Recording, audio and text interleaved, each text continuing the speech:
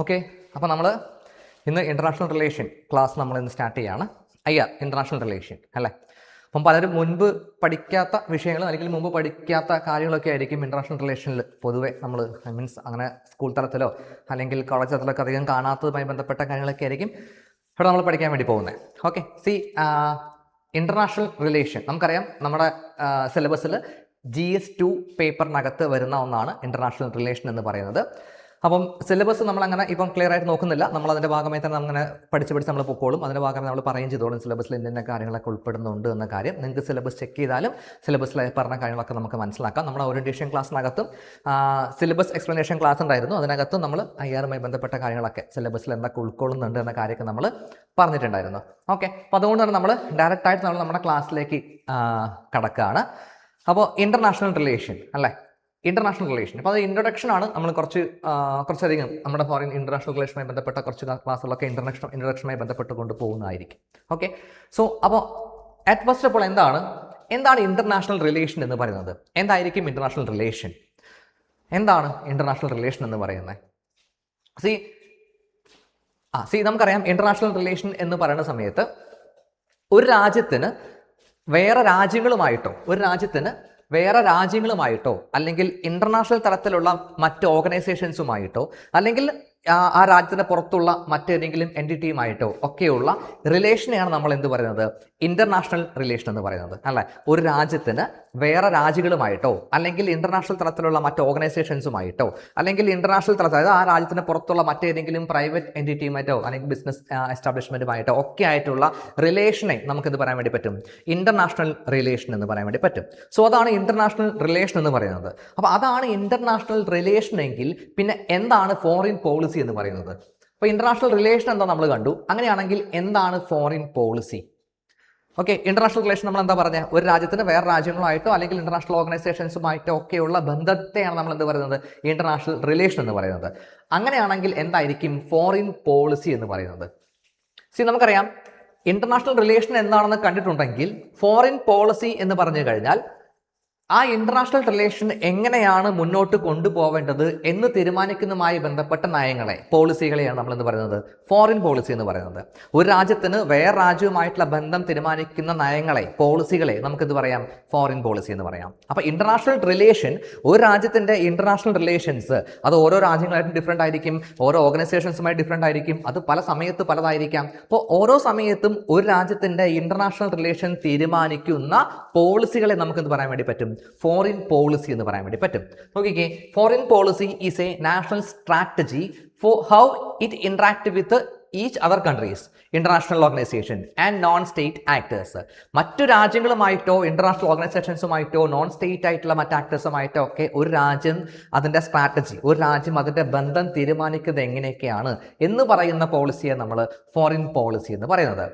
Okay, അപ്പം foreign policy എന്താണെന്നും international relation എന്താണെന്നും മനസ്സിലായിട്ടുണ്ടോ എന്ന് വിചാരിക്കുന്നത്. അങ്ങനെയാണെങ്കിൽ നമ്മൾ പോകുന്നത് ഒരു രാജ്യത്തിൻ്റെ ഫോറിൻ പോളിസി, ഇപ്പോൾ ഇന്ത്യയുടെ ഫോറിൻ പോളിസി എന്ന് പറയുന്നത് അല്ലെങ്കിൽ വേറെ രാജ്യത്തിൻ്റെ ഫോറിൻ പോളിസി എന്ന് പറയുന്നു. അപ്പോൾ നോക്കിക്കേ, അവിടെ നമുക്ക് ചിന്തിക്കേണ്ട ഒരു കാര്യം, എന്തിൻ്റെയൊക്കെ അടിസ്ഥാനത്തിലായിരിക്കും ഒരു രാജ്യം ഫോറിൻ പോളിസി സ്വീകരിക്കുന്നത്, ഫോറിൻ പോളിസി രൂപീകരിക്കുന്നുള്ളതാണ്.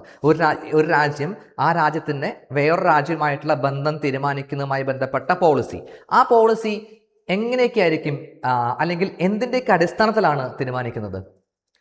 അപ്പോൾ ഇന്ത്യക്ക് ഒരു ഇന്ത്യക്ക് ചൈനയുമായുള്ള റിലേഷൻ, അല്ലെങ്കിൽ ഇന്ത്യക്ക് പാകിസ്ഥാനുമായുള്ള റിലേഷൻ, അല്ലെങ്കിൽ ഇന്ത്യക്ക് അമേരിക്കയുമായുള്ള റിലേഷൻ, ഈ റിലേഷനൊക്കെ അതുമായി ബന്ധപ്പെട്ടൊരു പോളിസി സ്വീകരിക്കുക നമ്മൾ. അമേരിക്കയുമായിട്ടുള്ള ഇന്ത്യയുടെ ബന്ധം, ഒരു ബന്ധത്തിന് ഇപ്പോൾ ഫോറിൻ ട്രേഡ്, അമേരിക്കയുമായിട്ടുള്ള ട്രേഡ്, അതുമായി ബന്ധപ്പെട്ട ഒരു റിലേഷൻ ഒരു പോളിസി നമ്മൾ സ്വീകരിക്കുകയാണ്. അപ്പോൾ അങ്ങനെ പല പോളിസി നമ്മൾ സ്വീകരിക്കേണ്ടി വരും. ഈ പോളിസികളൊക്കെ തീരുമാനിക്കുന്നതിലെ ഏറ്റവും അടിസ്ഥാനപരമായ ഘടകം എന്താണെന്ന് ചോദിച്ചു കഴിഞ്ഞിരിക്കുകയാണെങ്കിൽ ഒറ്റ വാക്കിൽ നമുക്കത് പറയാൻ വേണ്ടി പറ്റും, അത് സെൽഫ് ഇൻട്രസ്റ്റ് എന്ന് പറയുന്ന കാര്യമാണ്.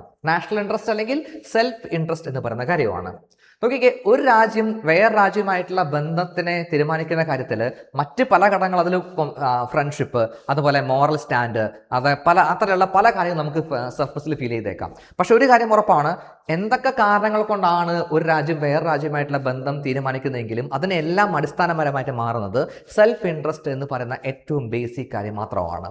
നോക്കിക്കേ, ഇന്ത്യ ഇപ്പോൾ നമുക്ക് എന്താ പറയുക, ഹ്യൂമാനിറ്റേറിയൻ ഗ്രൗണ്ടിൽ വളരെ പാവപ്പെട്ട രാജ്യങ്ങൾ രാജ്യങ്ങൾക്ക് സാമ്പത്തിക സഹായം നൽകുന്നുണ്ട്, ശരിയല്ല? അത് നമ്മുടെ ഫോറിൻ പോളിസിയാണ്. അപ്പോൾ അത്രയും പാവപ്പെട്ട രാജ്യങ്ങൾക്ക് സാമ്പത്തിക സഹായം നമ്മൾ നൽകുന്ന സമയത്ത് തീർച്ചയായിട്ടും അവരെ സഹായിക്കാൻ തന്നെയാണ് സഹായിക്കുന്നുണ്ട്, സഹായമായിട്ട് മാറുന്നുണ്ട്. പക്ഷെ അതിൻ്റെയൊക്കെ ഏറ്റവും അൾട്ടിമേറ്റ് എയിം എന്ന് പറയുന്നത് അവരെ സഹായിക്കുക എന്നതിനപ്പുറത്ത് എന്ത് തന്നെയാണ്? നമ്മുടെ സെൽഫ് ഇൻട്രസ്റ്റ് തന്നെയാണ്. ഓക്കെ, കാരണം ആ രാജ്യവുമായിട്ടുള്ള ബന്ധം നല്ല രീതിയിൽ കീപ്പ് ചെയ്യേണ്ടത് നമ്മുടെ ആവശ്യമായിരിക്കും. ഓക്കെ, സോ നമ്മളിപ്പം ഇന്ത്യ ഒരു രാജ്യത്തിന് വേറൊരു രാജ്യവുമായിട്ട് എന്തെങ്കിലും അവരെന്തെങ്കിലും ഹെൽപ്പ് ചെയ്യുന്നുണ്ട്, അല്ലെങ്കിൽ അവർക്ക് എന്തെങ്കിലും പ്രത്യേക സഹായം ചെയ്തു കൊടുക്കുന്നുണ്ട്. എങ്ങനെയൊക്കെ ആണെങ്കിൽ അവിടെ ആ ഒരു പോളിസിയെ ലീഡ്, അല്ലെങ്കിൽ ആ പോളിസിയുടെ മോട്ടീവ്, അൾട്ടിമേറ്റ് മോട്ടീവ് എന്ന് പറയുന്നത് എങ്ങനെയായാലും അത് എന്ത് തന്നെയായിരിക്കും? സെൽഫ് ഇൻട്രസ്റ്റ് എന്ന് പറയുന്ന കാര്യം തന്നെയായിരിക്കും. സോ നിങ്ങൾ മനസ്സിലാക്കി വെക്കുക, ഒരു രാജ്യത്തിന്റെ ഫോറിൻ പോളിസി തീരുമാനിക്കുന്നതിലെ ഏറ്റവും ബേസിക് ഘടകം എന്ന് പറയുന്നത് സെൽഫ് ഇൻട്രസ്റ്റ് തന്നെയാണ്. ആ രാജ്യത്തിന്റെ സ്വന്തം താല്പര്യം അതുതന്നെയാണ് ആ രാജ്യം ഫോറിൻ പോളിസിയിലും കാണിക്കാൻ പോകുന്നത്. ഒരു രാജ്യം വേറെ രാജ്യവുമായിട്ട് എന്ത് തരത്തിലുള്ള റിലേഷൻ കാണിക്കുന്നുണ്ടെങ്കിലും, അവരെങ്ങനെ സഹായിക്കുന്നുണ്ടെങ്കിലും, അവരുമായിട്ട് എങ്ങനെയൊക്കെ ബന്ധപ്പെടുന്നുണ്ടെങ്കിലും അതെന്താണ് അതിൻ്റെ അടിസ്ഥാനം? ആ രാജ്യത്തിന്റെ സ്വന്തം താല്പര്യം തന്നെയായിരിക്കും. ഓക്കെ, അപ്പോൾ അത് മാത്രമാണെന്ന് പറയാൻ പറ്റില്ല, മറ്റു പല ഘടകങ്ങളും ഉണ്ടായിരിക്കാം. പക്ഷേ ഏറ്റവും അടിസ്ഥാനപരമായി പറയുന്നത് സെൽഫ് ഇൻട്രസ്റ്റ് തന്നെയാണ്. ഓക്കെ, അങ്ങനെയാണെങ്കിൽ എന്താണ് ഈ പറയുന്ന നാഷണൽ ഇൻട്രസ്റ്റ് അല്ലെങ്കിൽ സെൽഫ് ഇൻട്രസ്റ്റ് എന്ന് പറയുന്നതിലെ ഘടകങ്ങൾ? ഓക്കെ, നമ്മൾ കണ്ടു സെൽഫ് ഇൻട്രസ്റ്റ് മുൻനിർത്തിയാണ് ഒരു രാജ്യം തീർച്ചയായിട്ടും വേറെ രാജ്യവുമായിട്ട് ബന്ധം സ്ഥാപിക്കുന്നത്. അങ്ങനെയാണെങ്കിൽ ആ സെൽഫ് ഇൻട്രസ്റ്റിന്റെ ഘടകങ്ങൾ എന്തൊക്കെയാണ് നോക്കിയാൽ നമുക്ക് ആ സെൽഫ് ഇൻട്രസ്റ്റിന്റെ കോർ കോമ്പണൻസ് നമുക്ക് മൂന്നായി തിരിക്കാൻ വേണ്ടി പറ്റും. അത് ഒന്നാമത്തത് ഏറ്റവും വിറ്റൽ ആയിട്ടുള്ള, അതായത് നോൺ നെഗോഷ്യബിൾ ആയിട്ടുള്ള ഘടകങ്ങളാണ്. ഒരിക്കലും നമുക്കത് മാറ്റിവെക്കാൻ പറ്റില്ല, നമുക്കത് നെഗോഷിയേറ്റ് ചെയ്യാൻ പറ്റില്ല, അത് നമുക്ക് ഒഴിച്ചുകൂടാൻ പറ്റില്ല. ആ ഘടകങ്ങളെ നമുക്ക് എന്താ പറയാ, ഒരിക്കലും കോംപ്രമൈസ് ചെയ്യാൻ പറ്റാത്ത ഘടകങ്ങൾ. രണ്ടാമത് ഹൈലി ഇമ്പോർട്ടൻ്റ് ആയിട്ടുള്ള മറ്റൊന്ന് മേജർ ഇൻട്രസ്റ്റ്, പിന്നെ ഒന്ന് peripheral interest. So vital interest ആയിട്ടുള്ള കാര്യങ്ങൾ ഉണ്ടാവും, മേജർ ഇൻട്രസ്റ്റ് ആയിട്ടുള്ള കാര്യങ്ങളുണ്ട്, ആൻഡ് പെരിഫറൽ ഇൻട്രസ്റ്റ് ആയിട്ടുള്ള കാര്യങ്ങളുണ്ട്. ഇങ്ങനെ മൂന്നേ തിരിക്കാൻ വേണ്ടി പറ്റും. നോക്കുക, അതിൽ വിറ്റൽ ഇൻട്രസ്റ്റ് അത് നോൺ നെഗോഷ്യബിൾ ആണ്. എന്തൊക്കെയാ നോക്കിക്കേ? Surviving as a nation, this means protecting physical boundary, preserving political system, ensuring citizen don't starve or come under attack. നോക്കിക്കേ, ഒരു രാജ്യത്തിന്റെ ഏറ്റവും നാഷണൽ ഇൻട്രസ്റ്റ്, ആ രാജ്യത്തിന്റെ സ്വന്തം താല്പര്യം എന്ന് പറയുമ്പോൾ അതിൽ ഏറ്റവും ഇമ്പോർട്ടൻ്റ് താല്പര്യം എന്ത് തന്നെയാണ്? ആ രാജ്യത്തിന്റെ ബൗണ്ടറി സംരക്ഷിക്കുക, അല്ലെ? രാജ്യത്തിന്റെ ബോർഡർ സംരക്ഷിക്കുക, രാജ്യത്തിന്റെ ബോർഡർ സുരക്ഷിതമാക്കി മാറ്റുക. അത് ഏറ്റവും ഇമ്പോർട്ടൻ്റ് ആണ്. അതൊരിക്കലും നമുക്ക് ഒഴിച്ചുകൂടാൻ പറ്റില്ല. അത് നമ്മുടെ നാഷണൽ ഇൻട്രസ്റ്റിന്റെ ഏറ്റവും ബേസിക് ആയിട്ടുള്ള ഒഴിച്ചുകൂടാനാവാത്ത കാര്യമാണ് ഈ പറയുന്ന ബോർഡർ പ്രൊട്ടക്ട് ചെയ്യുക എന്ന് പറയുന്നത്. അത് മാത്രമല്ല, പ്രിസർവ് ഇൻ പൊളിറ്റിക്കൽ സിസ്റ്റം, നമ്മുടെ പൊളിറ്റിക്കൽ സിസ്റ്റം പ്രിസർവ് ചെയ്യണം. നമുക്ക് ഡെമോക്രസി ഉണ്ട്, കാലാകാലങ്ങളിൽ ഇലക്ഷൻ വന്നുകൊണ്ടിരിക്കുന്നുണ്ട്, നമുക്കൊരു ഭരണകർത്താക്കൾ വരുന്നുണ്ട്, നമുക്ക് കോടതി സിസ്റ്റം, ജുഡീഷ്യൽ സിസ്റ്റം ഉണ്ട്, നമുക്ക് പാർലമെന്റ് സിസ്റ്റം ഉണ്ട്. ഇതൊക്കെ നമുക്ക് പ്രൊട്ടക്ട് ചെയ്തേ പറ്റൂ. ഇതൊന്നും ഒരു കാരണവശാലും ഒരു ബന്ധത്തിന്റെ പേരിൽ നമുക്കത് എന്ത് ചെയ്യാൻ പറ്റില്ല? നെഗോഷിയേറ്റ് ചെയ്യാൻ പറ്റില്ല. അപ്പൊ അതാണ് പറഞ്ഞിരിക്കുന്നത്. അതുപോലെ തന്നെ സിറ്റിസൺ നോൺ സ്റ്റാർവ്, നമ്മുടെ സിറ്റിസൺസ് ഒന്നും തന്നെ, നമ്മുടെ പൗരന്മാരാരും തന്നെ പട്ടിണി കിടക്കുന്ന സാഹചര്യം ഉണ്ടാവരുത്. അതൊരിക്കലും നമുക്ക് നെഗോഷിയേറ്റ് ചെയ്യാൻ പറ്റില്ല. ഒരു രാജ്യമായിട്ടുള്ള ബന്ധത്തിന്റെ പേരിലും നമുക്കൊരു കാരണവശാലും നമ്മുടെ ജനങ്ങളെ, നമ്മുടെ പൗരന്മാരെ പട്ടിണിക്കാവുന്ന തലത്തിലുള്ള നിലപാടുകൾ സ്വീകരിക്കാൻ കഴിയില്ല. ഓക്കെ, അതുപോലെ തന്നെ നോക്കിക്കേ, നമ്മുടെ രാജ്യം, അതായത് നമ്മുടെ പൗരന്മാർ ഒരു അറ്റാക്കിൽ, വേറെ രാജ്യത്തിൻ്റെയോ അല്ലെങ്കിൽ ടെററിസ്റ്റുടെയോ ഒന്നും അറ്റാക്കിന് വിധേയമായിക്കൂടാ. അതും നമുക്ക് ഒരു കാരണവശാലും അനുവദിക്കാൻ പറ്റില്ല.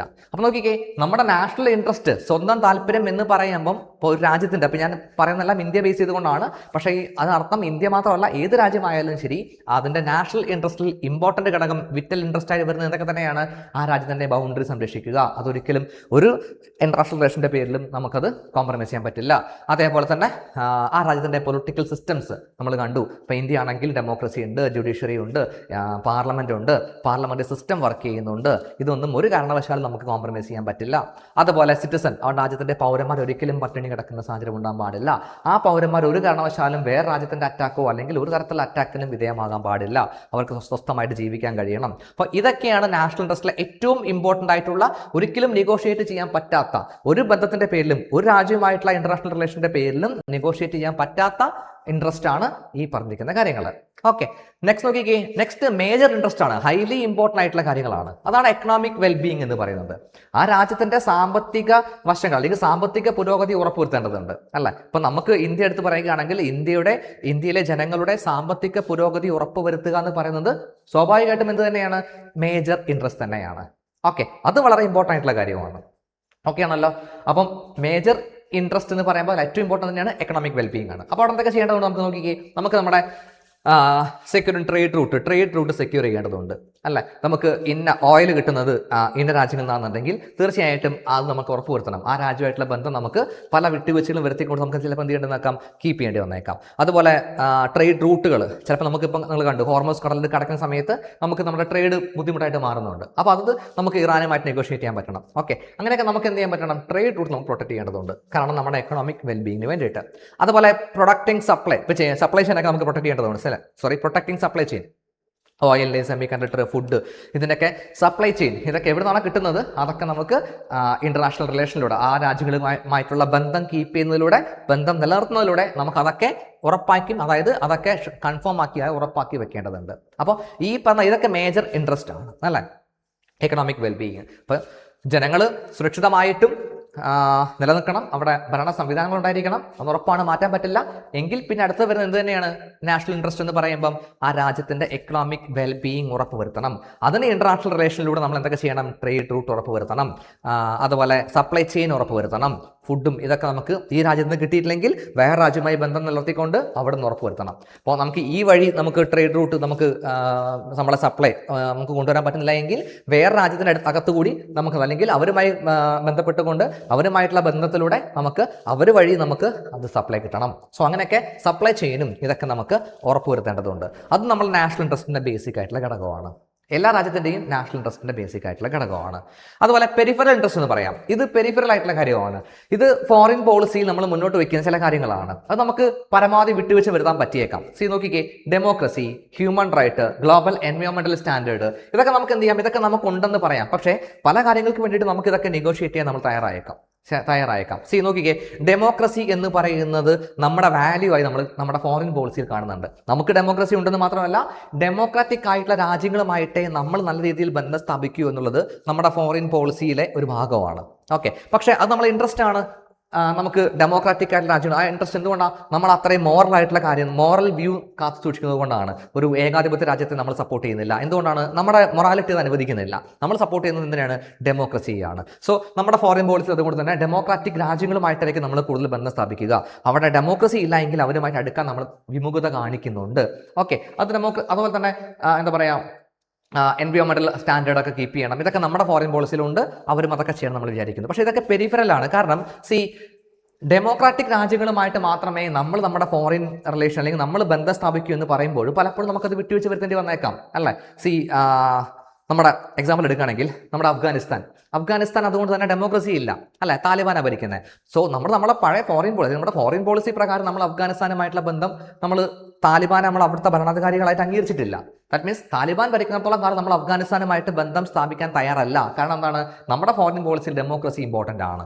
ഓക്കെ, പക്ഷെ നമുക്ക് കുറച്ച് കഴിയുമ്പോൾ മനസ്സിലായി അഫ്ഗാനിസ്ഥാനുമായിട്ടുള്ള ബന്ധം ഇമ്പോർട്ടൻ്റ് ആണ്, അവരെ നമുക്ക് തഴയാൻ പറ്റില്ല. കാരണം അഫ്ഗാനിസ്ഥാൻ എന്ന് പറയുന്ന രാജ്യത്തിൻ്റെ സ്ട്രാറ്റജിക് പൊസിഷൻസും അവരുമായിട്ടുള്ള ബന്ധം കീപ്പ് ചെയ്യേണ്ട മറ്റ് കാരണങ്ങളുണ്ടെന്നൊക്കെ നമുക്ക് അപ്പോൾ പഠിക്കാം. ഓക്കെ, സോ അതൊക്കെ കൊണ്ട് തന്നെ അഫ്ഗാനിസ്ഥാനുമായിട്ടുള്ള ബന്ധം നമുക്ക് നല്ലതായിട്ട് കീപ്പ് ചെയ്യേണ്ടതുണ്ട് എന്നതുകൊണ്ട് നമ്മൾ ഡെമോക്രസി ഇല്ലെങ്കിലും നമ്മൾ ആ രാജ്യവുമായിട്ട് താലിബാനുമായിട്ട് അടുക്കാൻ തയ്യാറാവുന്നുണ്ട്. ഓക്കെ, ദാറ്റ് മീൻസ് എന്താണ്, നമ്മൾ അത് വിട്ടുവീഴ്ച വരുത്തി, നമ്മുടെ ഫോറിൻ പോളിസിയിൽ നമ്മൾ വിട്ടുവീഴ്ച വരുത്തി. ഓക്കെ, സോ പെരിഫറൽ ആയിട്ടുള്ള ഇൻട്രസ്റ്റ് ഉള്ള കാര്യങ്ങൾ നമുക്ക് എന്ത് ചെയ്യേണ്ടി വന്നേക്കാം, ചിലപ്പം വിട്ടുവീഴ്ച വരുത്തിയേക്കാം. ശ്രീലങ്കയിൽ വലിയ തോതിൽ മനുഷ്യാവകാശ ലംഘനങ്ങൾ നടന്നു. ഏത് സമയത്ത്, തമിഴ് പുലികൾക്കെതിരെയുള്ള അവരുടെ പോരാട്ടത്തിൽ ഒരുപാട് മനുഷ്യാവകാശ ലംഘനങ്ങൾ നടന്നിട്ടുണ്ടെന്ന് പറയുന്നു. ശരിയല്ലേ, നടന്നിട്ടുണ്ടാവാം. ഓക്കെ, അപ്പം നമ്മൾ ഹ്യൂമൻ റൈറ്റിന് നമ്മൾ ഒരുപാട് ഇമ്പോർട്ടൻസ് കൊടുക്കുന്നുണ്ട്. അതുകൊണ്ട് തന്നെ ഹ്യൂമൻ റൈറ്റ് വയലേഷൻ നടക്കുന്ന രാജ്യവുമായിട്ട് നമ്മൾ ബന്ധം സ്ഥാപിക്കില്ല എന്ന് നമുക്ക് പറയാം. നമ്മുടെ ഫോറിൻ പോളിസിയാണ് പറയാം. പക്ഷേ ശ്രീലങ്കയിൽ നടന്നപ്പോൾ നമുക്ക് ശ്രീലങ്കയുമായിട്ട് ബന്ധം വിച്ഛേദിക്കാൻ പറ്റില്ല. കാരണം നമുക്ക് ശ്രീലങ്കയുമായിട്ടുള്ള ബന്ധം ആവശ്യമാണ് പല കാരണങ്ങൾ കൊണ്ടും. സോ ഈ ഇൻട്രസ്റ്റ് ഒക്കെ നമ്മൾ പെരിഫറൽ വെക്കുന്നതാണ് ഉണ്ടായ നല്ല കാര്യം. ഇല്ലെങ്കിലും നമ്മൾ അതൊക്കെ വിട്ടുവീഴ്ച വരുത്താൻ തയ്യാറായേക്കും. അപ്പോൾ ഈ 3 കാര്യങ്ങളാണ് നമുക്ക് പറയാൻ പറ്റുന്ന നമ്മുടെ ഏത് രാജ്യത്തിൻ്റെയും, ഞാൻ ഈ എക്സാമ്പിൾ പറഞ്ഞൊക്കെ ഇന്ത്യയുമായിട്ടാണെങ്കിലും എന്താണ്, ഇതെല്ലാ രാജ്യങ്ങളുടെയും നാഷണൽ ഇൻട്രസ്റ്റ്, അവരുടെ സ്വന്തം താല്പര്യത്തിന്റെ പ്രധാനപ്പെട്ട ഘടകങ്ങളാണ്.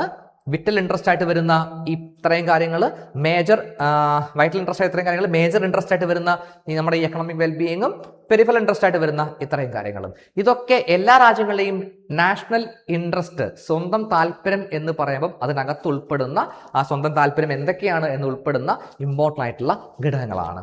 അപ്പോൾ അതുകൊണ്ട് തന്നെ ഈ സ്വന്തം താല്പര്യങ്ങൾ, ഈ പറഞ്ഞ ഇമ്പോർട്ടൻ്റ് ഘടകങ്ങളുള്ള ഈ സ്വന്തം താല്പര്യം നോക്കിക്കൊണ്ട് തന്നെ ആയിരിക്കും എല്ലാ രാജ്യങ്ങളും എന്ത് ചെയ്യുക, ഫോറിൻ പോളിസി രൂപീകരിക്കുക. ഓക്കെ ആണല്ലോ? ഓക്കെ, അപ്പോൾ നോക്കിയ ഒരു എക്സാമ്പിൾ, ഒരു രാജ്യം ഭയങ്കരമായിട്ട് എന്താ പറയുക, നേരത്തെ പറഞ്ഞ പോലെ ഹ്യൂമാനിറ്റേറിയൻ വാല്യൂ കൊടുക്കുന്ന രാജ്യമാണ്, മനുഷ്യാവകാശങ്ങൾക്ക് ഒരുപാട് വാല്യൂ കൊടുക്കുന്ന രാജ്യമാണ്. ഓക്കെ, അപ്പം ആ രാജ്യത്തിന് വേറൊരു രാജ്യമായിട്ട് ബന്ധം സ്ഥാപിക്കാൻ ആഗ്രഹമുണ്ട്. അപ്പോൾ പക്ഷേ ആ രാജ്യത്ത് വലിയ രീതിയിൽ മനുഷ്യാവകാശ ലംഘനങ്ങൾ നടന്നുകൊണ്ടിരിക്കുന്നുണ്ട്. പക്ഷേ ആ രാജ്യമായിട്ടുള്ള ബന്ധം നമുക്ക് മറ്റ് പല കാരണങ്ങൾ കൊണ്ട് ഇമ്പോർട്ടൻ്റ് ആവും. ചിലപ്പോൾ ഓയിൽ കൊണ്ടാവാം, അല്ലെങ്കിൽ നമുക്ക് ആയുധങ്ങൾ തരുന്നത് കൊണ്ടാവാം, ഒക്കെ ആവാം. അപ്പോൾ ഓയിൽ കിട്ടുന്നുണ്ട്, നമുക്ക് അത്യാവശ്യമാണ്, അല്ലെങ്കിൽ ആയുധങ്ങൾ കിട്ടുന്നുണ്ട്, നമുക്കത് അത്യാവശ്യമാണ്. ആ കാരണം കൊണ്ട് അവിടെ മനുഷ്യാവകാശ ലംഘനങ്ങൾ നടക്കുന്നു എന്ന കാരണം പറഞ്ഞുകൊണ്ട് നമ്മൾ അവരുമായിട്ടുള്ള ബന്ധം സ്ഥാപിക്കാതിരിക്കില്ല. അത് ഉറപ്പായിട്ട് നമ്മൾ അവരുമായിട്ടുള്ള ബന്ധം സ്ഥാപിച്ചിരിക്കും. അതാണ് നേരത്തെ പറഞ്ഞ എക്സാമ്പിളാണ് ഈ പറഞ്ഞിരിക്കുന്നത്. ഓക്കെ, അപ്പം ഇപ്പം നമ്മൾ മനസ്സിലാക്കി വെച്ചാൽ എന്താണ് ഫോറിൻ പോളിസി എന്താണെന്നും ഈ ഫോറിൻ പോളിസി ഒരു രാജ്യം രൂപീകരിക്കുന്നതിൽ ഏറ്റവും ഇമ്പോർട്ടൻ്റ് ആയിട്ടുള്ള ഘടകം എന്ന് പറയുന്നത് നാഷണൽ ഇൻട്രസ്റ്റ് തന്നെയായിരിക്കും. ഓക്കെ, അല്ലാതെ ആ രാജ്യവുമായിട്ടുള്ള സ്നേഹം കൊണ്ടോ ആ രാജ്യത്തിനോടുള്ള അടുപ്പം കൊണ്ടോ ഒക്കെ ആയിരിക്കില്ല. അതൊക്കെ പെരിഫറൽ നമ്മൾ പറയുന്നുണ്ടായിരിക്കും. ഓക്കെ, ഇപ്പം ഇന്ത്യ ചൈനയുമായിട്ട് അടുക്കുന്നു. ഓക്കെ, തീർച്ചയായിട്ടും ചൈനയിലും ഇന്ത്യയിലും ബുദ്ധിസം ഉണ്ട്. ഇന്ത്യയിലും ഒറിജിൻ ചെയ്ത ബുദ്ധിസം ചൈനയിലേക്ക് സ്പ്രെഡ് ചെയ്തിട്ടുണ്ട്. സോ ഒരുപാട് ബുദ്ധിസ്റ്റ് എന്താ പറയുക ഐഡിയോളജിയുടെ ഒരു ഇൻട്രാക്ഷൻ നമ്മൾ തമ്മിലുണ്ട്. സോ പ്രാചീനമായിട്ടുള്ള ഈ ബന്ധമാണ് ഇന്ത്യയും ചൈനയും തമ്മിലുള്ള റിലേഷൻ്റെ അടിസ്ഥാനം നമുക്ക് ഒരിക്കലും പറയാൻ കഴിയില്ല. ഓക്കെ, തീർച്ചയായിട്ടും അതുണ്ട്, അതൊരു ഘടകം തന്നെയാണ്. പക്ഷെ അതല്ല ഇമ്പോർട്ടൻ്റ് കാര്യം. എന്ത് തന്നെയാണ് ഇന്ത്യക്ക് ചൈനയുമായിട്ടുള്ള ഫോറിൻ റിലേഷൻ എന്ന് പറയുമ്പം അത് ഇന്ത്യയും ചൈനയുള്ള ചരിത്രമോ സിവിലൈസേഷണൽ കണക്ഷനോ ഒന്നുമല്ല. അതിന് ഇമ്പോർട്ടൻ്റ് എന്ത് തന്നെയാണ്, സ്വന്തം താല്പര്യം തന്നെയാണ്. ഓക്കെ, അത് ഇന്ത്യക്കായാലും ചൈനയ്ക്കായാലും അത് അടിസ്ഥാനമാക്കി തന്നെയുള്ളൂ ഏതൊരു രാജ്യവും ഫോറിൻ പോളിസി സ്വീകരിക്കുകയുള്ളൂ. അതാണ് നമ്മൾ കണ്ടത്. ആ സ്വന്തം താല്പര്യം എന്ന് പറയുമ്പം ആ സ്വന്തം താല്പര്യത്തിൽ എന്തൊക്കെയാണ് ഘടകങ്ങളാവുന്നത് എന്നാണ് നമ്മൾ കണ്ടത്. ഈ 3 കാര്യങ്ങളാണ് സ്വന്തം താല്പര്യം എന്ന് പറയുന്നതിൽ ഘടകങ്ങളായിട്ട് മാറുന്നത്. ഓക്കെ ആണല്ലോ? ഇനി നമ്മൾ നോക്കാൻ പോകുന്നത് ഇങ്ങനെയൊക്കെ ആണെങ്കിൽ നമ്മൾ കണ്ടു എന്തൊക്കെയാണ് ഒരു ഫോറിൻ പോളിസിയുടെ കോർ ഒബ്ജക്റ്റീവായിട്ട് മാറുന്നത്. ഓക്കെ, അപ്പോൾ ഇവിടെ കൺഫ്യൂഷൻ ഉണ്ടാവാൻ സാധ്യതയുണ്ട്. അത് ക്ലിയർ ആയിട്ട് തന്നെ പോകണം. നമ്മൾ കണ്ടത് ഫോറിൻ പോളിസിയുടെ അടിസ്ഥാന ഘടകം സ്വന്തം താല്പര്യമാണ്, നാഷണൽ ഇൻട്രസ്റ്റ് ആണ്. അങ്ങനെയെങ്കിൽ നാഷണൽ ഇൻട്രസ്റ്റ് എന്ന് പറയുന്നതിൻ്റെ ഘടകങ്ങൾ എന്തൊക്കെയാണെന്നാണ് കണ്ടത്. ഓക്കെ, ഇത് പറയാൻ പോകുന്നത് ഫോറിൻ പോളിസി രൂപീകരിക്കുന്ന അല്ലെങ്കിൽ ഫോറിൻ പോളിസിയുടെ ഒബ്ജക്റ്റീവ്സ് എന്തൊക്കെയാണുള്ളതാണ്. എന്തൊക്കെയാണ് ഫോറിൻ പോളിസിയുടെ ഒബ്ജക്റ്റീവ് കാണാൻ വേണ്ടി പറ്റുന്നത് നോക്കിക്കേ. നമുക്കറിയാം എന്ത് ഒബ്ജക്റ്റീവ് ആണെങ്കിലും അത് ഏറ്റവും ബേസിക് എന്ത് തന്നെയാണ്, നാഷണൽ ഇൻട്രസ്റ്റ് തന്നെയാണ്. സോ നാഷണൽ സെക്യൂരിറ്റി അതാണ് ഏത് രാജ്യം ഏത് ഫോറിൻ പോളിസി സ്വീകരിക്കുകയാണെങ്കിലും അതിൽ ഏറ്റവും ഇമ്പോർട്ടൻറ്റ് ഒബ്ജക്റ്റീവ് ഇത് തന്നെയാണ്, നാഷണൽ സെക്യൂരിറ്റി എന്നുള്ളതാണ്. നോക്കി ഇപ്പം this always job under the foreign policy is design to protect the border citizen അല്ലെങ്കിൽ അതൊക്കെ. അതായത് നമ്മുടെ ബോർഡർ സംരക്ഷിക്കുക, നമ്മുടെ ജനങ്ങളുടെ സുരക്ഷ ഉറപ്പുവരുത്തുക. അത് നമുക്ക് എന്തൊക്കെ കാര്യങ്ങൾ വിദേശത്ത് നിന്ന് വേണോ, വിദേശ രാജ്യങ്ങളുമായിട്ട് വേണ്ടതുണ്ടോ, സോ അതെല്ലാം വാങ്ങി വെക്കുക. മീൻസ് ആ റിലേഷൻ സ്ഥാപിക്കുക എന്നുള്ളത് തന്നെയാണ് ഏറ്റവും ഇമ്പോർട്ടൻറ്റ് എയിം എന്ന് പറയുന്നത്. ആൻഡ് എക്കണോമിക് പ്രോസ്പെരിറ്റി സെക്കൻഡ് ഉറപ്പായിട്ടും എക്കണോമിക് പ്രോസ്പെരിറ്റി ആണ്. നമുക്ക് പല റിസോഴ്സ് കിട്ടേണ്ടത്, നമുക്ക് ഓയിൽ കിട്ടേണ്ടതുണ്ട്, ടെക്നോളജി കിട്ടേണ്ടതുണ്ട്. ഇതൊന്നും ഇന്ത്യയിൽ ഉണ്ടായിക്കൊള്ളണമെന്നില്ല. നമുക്ക് ഓയിൽ നമുക്ക് അധികം ഇല്ല അല്ലേ. അപ്പോൾ നമുക്ക് എന്ത് ചെയ്യണം, ഗൾഫിൽ നിന്നും അത് ഇമ്പോർട്ട് ചെയ്യണം. അപ്പോൾ അതിന് ഗൾഫ് രാജ്യങ്ങളുമായിട്ടുള്ള ബന്ധം നമ്മൾ സ്ഥാപിക്കണം അല്ലേ. അഥവാ ഇൻ കേസ് ഗൾഫിൽ നിന്നും ഓയിൽ കിട്ടാൻ പറ്റാത്ത സിറ്റുവേഷൻ വരികയാണ്, എന്തെങ്കിലും ഇന്റർനാഷണൽ ഇഷ്യൂസ് കൊണ്ട് നമുക്ക് കിട്ടുന്നില്ല. അപ്പോൾ നമുക്ക് എന്ത് ചെയ്യണം, ഓയിൽ കിട്ടുന്ന വേറെ രാജ്യവുമായിട്ട് നമുക്ക് ബന്ധം സ്ഥാപിക്കുകയും ഒക്കെ വേണം. അവിടെ നിന്ന് നമുക്ക് ഓയിൽ വാങ്ങിക്കേണ്ടി വരും. അപ്പോൾ അവിടെ ഒരു ഓയിൽ പൈസ കൊടുത്ത് വാങ്ങിക്കുന്നതിനപ്പുറത്തേക്ക് വേറെ പല ഇന്റർനാഷണൽ റിലേഷനുമായി ബന്ധപ്പെട്ട ഘടകങ്ങൾ കിടക്കുന്നുണ്ട്. ഫോർ എക്സാമ്പിൾ പറയുകയാണെങ്കിൽ റഷ്യ നിന്നും നമ്മൾ ഓയിൽ വാങ്ങിക്കരുത് എന്ന് നമ്മുടെ അമേരിക്ക പറഞ്ഞ സാഹചര്യം ഉണ്ടായിരുന്നു. ആ സമയത്ത് റഷ്യ പറഞ്ഞു നിങ്ങൾക്ക് കുറഞ്ഞ വിലയ്ക്ക് ഓയിൽ ഞങ്ങൾ സപ്ലൈ ചെയ്യാമെന്ന് പറഞ്ഞു. സോ അത് റഷ്യയുമായിട്ടുള്ള ബന്ധത്തിൻ്റെ പേരിൽ കിട്ടുന്ന കാര്യമാണ്. സോ നമുക്ക് അമേരിക്ക പറഞ്ഞത് വകവയ്ക്കാതെ റഷ്യയിൽ നിന്നും കുറഞ്ഞ വിലയ്ക്ക് നമ്മൾ ഓയിൽ ഇമ്പോർട്ട് ചെയ്യാനുള്ള പെർമിഷൻ നമ്മുടെ രാജ്യം കൊടുത്തു. അപ്പോൾ ഇതൊക്കെ രാജ്യങ്ങൾ തമ്മിലുള്ള ബന്ധത്തിൻ്റെ അടിസ്ഥാനത്തിൽ കീപ്പ് ചെയ്യപ്പെടുന്ന കാര്യങ്ങളാണ്. അപ്പോൾ ജസ്റ്റ് പൈസ കൊണ്ട് ചെന്ന് ഉടനെ നമുക്ക് ഓയിൽ കിട്ടുന്ന സാഹചര്യം വരില്ല. പല കാരണങ്ങൾ കൂടെ അത് അങ്ങോട്ടും ഇങ്ങോട്ടൊക്കെ ചേഞ്ച് ചെയ്യുന്നിരിക്കും. അപ്പോൾ നമുക്ക് നമ്മുടെ എക്കണോമിക് പ്രോസ്പെരിറ്റി, ഇപ്പോൾ ഓയിൽ കിട്ടണമെങ്കിൽ, മിനറൽസ് കിട്ടണമെങ്കിൽ, ടെക്നോളജി കിട്ടണമെന്നുണ്ടെങ്കിൽ, ഇതൊക്കെ കിട്ടണമെന്നുണ്ടെങ്കിൽ എന്ത് ചെയ്യണം, നമുക്ക് ആ രാജ്യങ്ങളുമായിട്ടുള്ള ബന്ധം സ്ഥാപിക്കേണ്ടി വരും. സോ അങ്ങനെ അപ്പം ഫോറിൻ പോളിസി, അപ്പോൾ അങ്ങനെ നമ്മുടെ ഫോറിൻ പോളിസി സ്വീകരിക്കുന്നതിലും എന്താണ് എക്കണോമിക് പ്രോസ്പെരിറ്റി എന്ന് പറയുന്നത് ഒരു കോർ ഒബ്ജക്റ്റീവാണ്. എന്തൊക്കെയാണ്, നമുക്ക് ഓയിൽ, മിനറൽസ്, ടെക്നോളജി. ഇത് മാത്രമല്ല നമ്മുടെ ട്രേഡ് റൂട്ട് നമുക്ക് ഉറപ്പുവരുത്തേണ്ടതുണ്ട്. നമ്മൾ കണ്ടു ഹോർമോസ് അടയ്ക്കുന്ന സാഹചര്യം വന്നു കഴിഞ്ഞിരിക്കുകയാണെങ്കിൽ നമുക്ക് അതുവഴി നമ്മുടെ ഓയിൽ കൊണ്ടുവരാൻ പറ്റുന്നില്ല. അപ്പോൾ അങ്ങനെ വന്നു കഴിഞ്ഞിരിക്കുകയാണെങ്കിൽ നമുക്ക് എന്ത് ചെയ്യേണ്ടതുണ്ട്, മറ്റു വഴി കൂടി ഓയിൽ കൊണ്ടുവരേണ്ടതുണ്ട്. അപ്പോൾ അതിന് നമുക്ക് മറ്റ് രാജ്യങ്ങളുടെയൊക്കെ സഹായം ആവശ്യമായിട്ട് വന്നിരിക്കും, അവരുമായിട്ടുള്ള ബന്ധം സ്ഥാപിക്കേണ്ടി വന്നിരിക്കും. സോ അങ്ങനെയുള്ള അപ്പം അവരുമായി ബന്ധം സ്ഥാപിക്കാൻ മീൻസ് എന്താണ്, നമ്മുടെ ഫോറിൻ പോളിസിയുടെ ഭാഗമാണ്. സോ എക്കണോമിക് പ്രോസ്പെരിറ്റിക്ക് വേണ്ടിയിട്ടും നമ്മൾ അത്തരത്തിൽ പല രാജ്യങ്ങളുമായിട്ട് ബന്ധം സ്ഥാപിക്കേണ്ടി വരും. ഒരു സ്ഥലത്ത് നിന്ന് കിട്ടിയിട്ടില്ലെങ്കിൽ വേറെ രാജ്യവുമായി ബന്ധം സ്ഥാപിച്ച് അവിടെ നമുക്ക് തീർക്കേണ്ടി വരും. ഓക്കെ, അപ്പോൾ ആ രാജ്യവുമായി ബന്ധം സ്ഥാപിക്കാൻ മീൻസ് എന്ത് തന്നെയാണ്? ഫോറിൻ പോളിസിയാണ്. ഫോറിൻ പോളിസിയുടെ രണ്ടാമത്തെ എയിമാണ് അങ്ങനെയൊക്കെ എക്കണോമിക് പ്രോസ്പെരിറ്റി ഉറപ്പുവരുത്തുക. ആദ്യം നാഷണൽ സെക്യൂരിറ്റി ഉറപ്പുവരുത്തുക. ശരിയല്ലേ? ശരി, നോക്കിക്കേ, പാകിസ്ഥാനുമായിട്ടുള്ള നമ്മുടെ ഫോറിൻ പോളിസിയുടെ പ്രധാനപ്പെട്ട ഘടകമാണ് എന്ത്? ക്രോസ് ബോർഡർ ടെററിസം അവസാനിപ്പിക്കുക. പാകിസ്ഥാൻ ക്രോസ് ബോർഡർ ടെററിസം അവസാനിപ്പിക്കാതെ പാകിസ്ഥാനുമായി ചർച്ചയില്ല എന്നുള്ളത് നമുക്ക് പാകിസ്ഥാനുമായിട്ട് ബന്ധപ്പെട്ട നമ്മുടെ ഫോറിൻ പോളിസിയാണ്. സോ അത് എന്തുറപ്പ് വരുത്തുന്നതാണ്? നാഷണൽ സെക്യൂരിറ്റി ഉറപ്പ് വരുത്തുന്നതാണ്. അല്ലാതെ നമ്മൾ പാകിസ്ഥാനുമായി മറ്റു വിഷയങ്ങൾ ചർച്ച ചെയ്യാൻ പോയിക്കാന്നുണ്ടെങ്കിൽ അവർ വീണ്ടും ടെററിസ്റ്റ് അറ്റാക്കുമായി വരും. ഓക്കെ, മീൻസ് അവരുടെ സപ്പോർട്ടോടുകൂടി വരുന്നുണ്ട്. അപ്പോൾ നമ്മൾ മുന്നോട്ട് വെച്ചാണ് പാകിസ്ഥാനുമായി എന്ത് ചർച്ചയ്ക്ക് വേണമെങ്കിലും അവർ ആദ്യം എന്ത് ചെയ്യണം? ക്രോസ് ബോർഡർ ടെററിസം അവസാനിപ്പിക്കണം. ഇത് പാകിസ്ഥാനുമായിട്ടുള്ള നമ്മുടെ ഫോറിൻ പോളിസിയുടെ ഘടകം, മീൻസ് ഫോറിൻ പോളിസിയാണ്. ഓക്കെ, അതെന്തിനുള്ളതാണ്? നാഷണൽ സെക്യൂരിറ്റി ഉറപ്പുവരുത്താൻ വേണ്ടിയിട്ടുള്ളതാണ്. ഓക്കെ, അപ്പം അത് കഴിഞ്ഞാൽ പിന്നെ മറ്റൊരു നോക്കിക്കേ, ideological advancement. Okay, many countries try to promote their value abroad. അതായത് ചില രാജ്യങ്ങളുടെ അവരുടെ ഐഡിയോളജി അവർ മുന്നോട്ട് വെക്കുന്ന വ്യത്യസ്തമായിട്ടുള്ള ആശയങ്ങൾ അത് ലോകരാജ്യങ്ങളുടെ മുന്നിലേക്ക് മുന്നോട്ട് വെക്കാനും അവരുടെ സ്വന്തം വില ഉയർത്തി കാണിക്കാനും അവർ തയ്യാറാവാറുണ്ട്. അപ്പോൾ നമുക്കും പറയാൻ വേണ്ടി പറ്റും, ആയുർവേദം, യോഗ തുടങ്ങിയുള്ള കാര്യങ്ങളൊക്കെ നമ്മുടെ പ്രൊഡക്റ്റായി കണ്ടുകൊണ്ട് ലോകരാജ്യങ്ങളുടെ മുന്നിലേക്ക് നമ്മൾ അവതരിപ്പിക്കുന്നുണ്ട്. ശരിയല്ലേ? അത് നമ്മുടെ ഒരു ഫോറിൻ പോളിസിയാണ്. ഓക്കെ, UN-ലൊക്കെ നമ്മൾ യോഗയെക്കുറിച്ച് അവതരിപ്പിക്കുന്നു, യോഗയെക്കുറിച്ച് പറയുന്നു. നമ്മളൊരു സോഫ്റ്റ് പവറായി നമ്മൾ അത് ഉപയോഗിക്കുന്നു. സോ എന്താണ് സോഫ്റ്റ് പവർ എന്നൊക്കെ നമ്മൾ പഠിക്കും, പേടിക്കേണ്ട. ഓക്കെ, സോ അതാണ് ഉദ്ദേശിക്കുന്നത്. അതുപോലെ ഡെമോക്രസി ആവാം. സോ നമുക്കറിയാം ലോകത്തിലെ ഏറ്റവും വലിയ ജനാധിപത്യ രാജ്യമാണ് ഇന്ത്യ, നമുക്കറിയാം. സോ നമ്മളത് മുന്നോട്ട് ഉയർത്തി കാണിക്കുന്നുണ്ട്. അപ്പോൾ അത് നമ്മൾ മറ്റു രാജ്യങ്ങളുടെ മുന്നിൽ ഉയർത്തി കാണിക്കുന്ന സമയത്ത് നമുക്ക് കിട്ടുന്നത് ചില വാല്യൂ ആണ്. നമുക്ക് അത്തരം ചില വാല്യൂസ് നമുക്ക് അത് കാരണം കിട്ടുന്നുണ്ട്. അല്ല, എന്തൊക്കെയാ പറയാം നമുക്ക്? നമ്മൾ ഡെമോക്രാറ്റിക് ആണ് എന്നതുകൊണ്ട് നമുക്ക് ഒരുപാട് നിങ്ങൾ മുന്നോട്ട് നമുക്ക് പഠിക്കാൻ വേണ്ടി പറ്റും പല കാര്യങ്ങളിലും.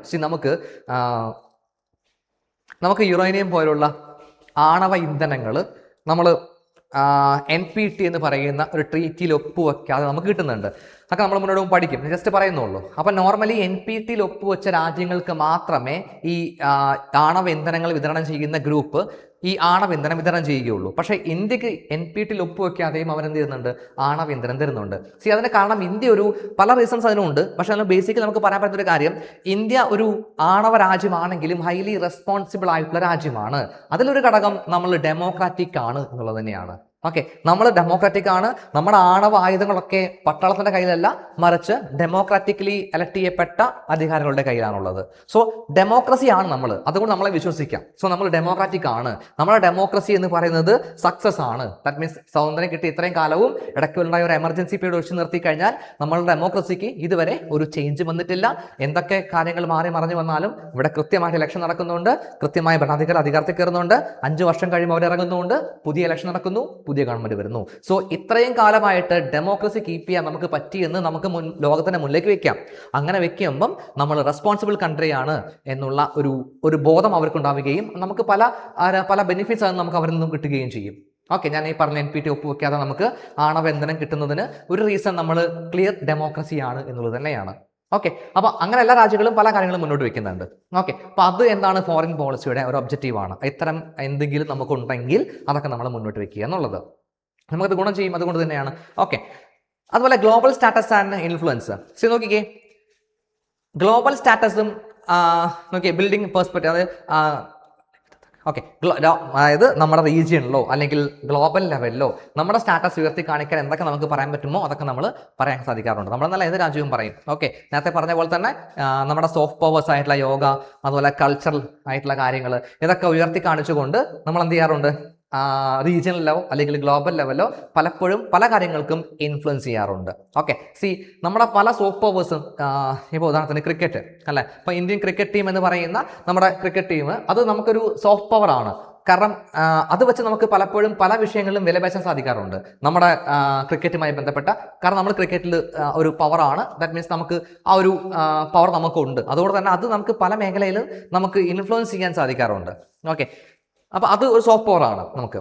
ആയുർവേദം, യോഗ ഒക്കെ സോഫ്റ്റ് പവേഴ്സ് ആണ്. അപ്പോൾ അതൊക്കെ നമുക്ക് ഗ്ലോബൽ സ്റ്റാറ്റസ് കിട്ടാൻ നമുക്ക് ഉപയോഗിക്കാറുണ്ട്.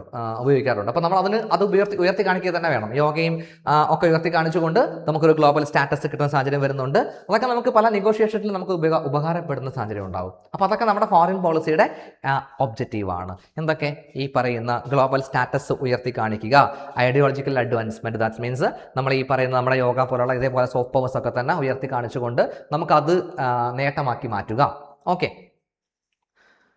അതുപോലെ തന്നെ നമ്മുടെ മറ്റൊരു ഒബ്ജക്റ്റീവാണ് ഏതൊക്കെയാണ് നമ്മൾ കണ്ടിട്ടുള്ളത്?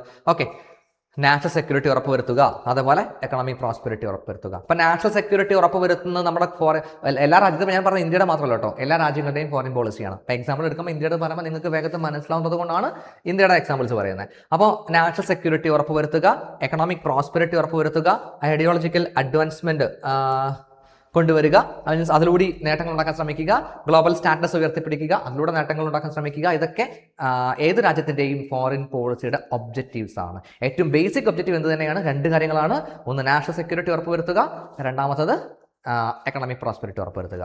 നാഷണൽ സെക്യൂരിറ്റി ഉറപ്പുവരുത്തുകയും ജനങ്ങളുടെ എക്കണോമിക് പ്രോസ്പെരിറ്റി ഉറപ്പുവരുത്തുകയും ചെയ്യുക എന്നുള്ളതാണ് തീർച്ചയായിട്ടും ഏത് രാജ്യത്തിൻ്റെയും ഫോറിൻ പോളിസിയുടെ ഇമ്പോർട്ടൻ്റ് ആയിട്ടുള്ള ഘടകം എന്ന് പറയുന്നത്.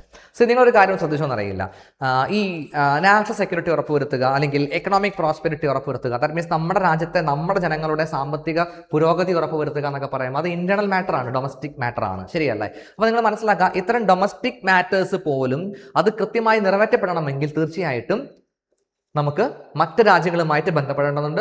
അതുകൊണ്ട് തന്നെ നമുക്ക് ഫോറിൻ പോളിസികളും അതുമായി ബന്ധപ്പെട്ട് രൂപീകരിക്കേണ്ടതുണ്ട്. ലോകത്ത് ഏതെങ്കിലും ഒരു രാജ്യത്തിന് എല്ലാ കാര്യത്തിലും സെൽഫ് സഫിഷ്യൻ്റ് നിൽക്കാൻ പറ്റില്ല.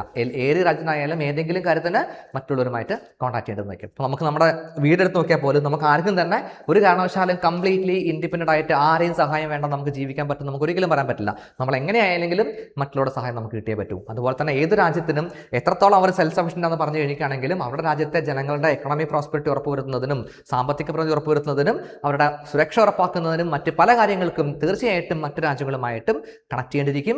അതുകൊണ്ട് തന്നെ ഫോറിൻ പോളിസി ആവശ്യമാണ്. അപ്പോൾ നമുക്ക് എങ്ങനെ പറയാം? ഫോറിൻ പോളിസി എന്ന് പറയുന്നത് ഡൊമസ്റ്റിക് തലത്തിലുള്ള അഡ്വാൻസ്മെന്റിനും ആവശ്യമായിട്ടുള്ള ഘടകമാണ്. ഓക്കെ ആണല്ലോ? ഓക്കെ, അപ്പോൾ അങ്ങനെയാണെങ്കിൽ എന്തൊക്കെയാണ് ഫോറിൻ പോളിസിക്ക് ഉപയോഗിക്കുന്ന ടൂൾസ് നമുക്ക് നോക്കാം. ചില ടൂൾസ് നോക്കാം.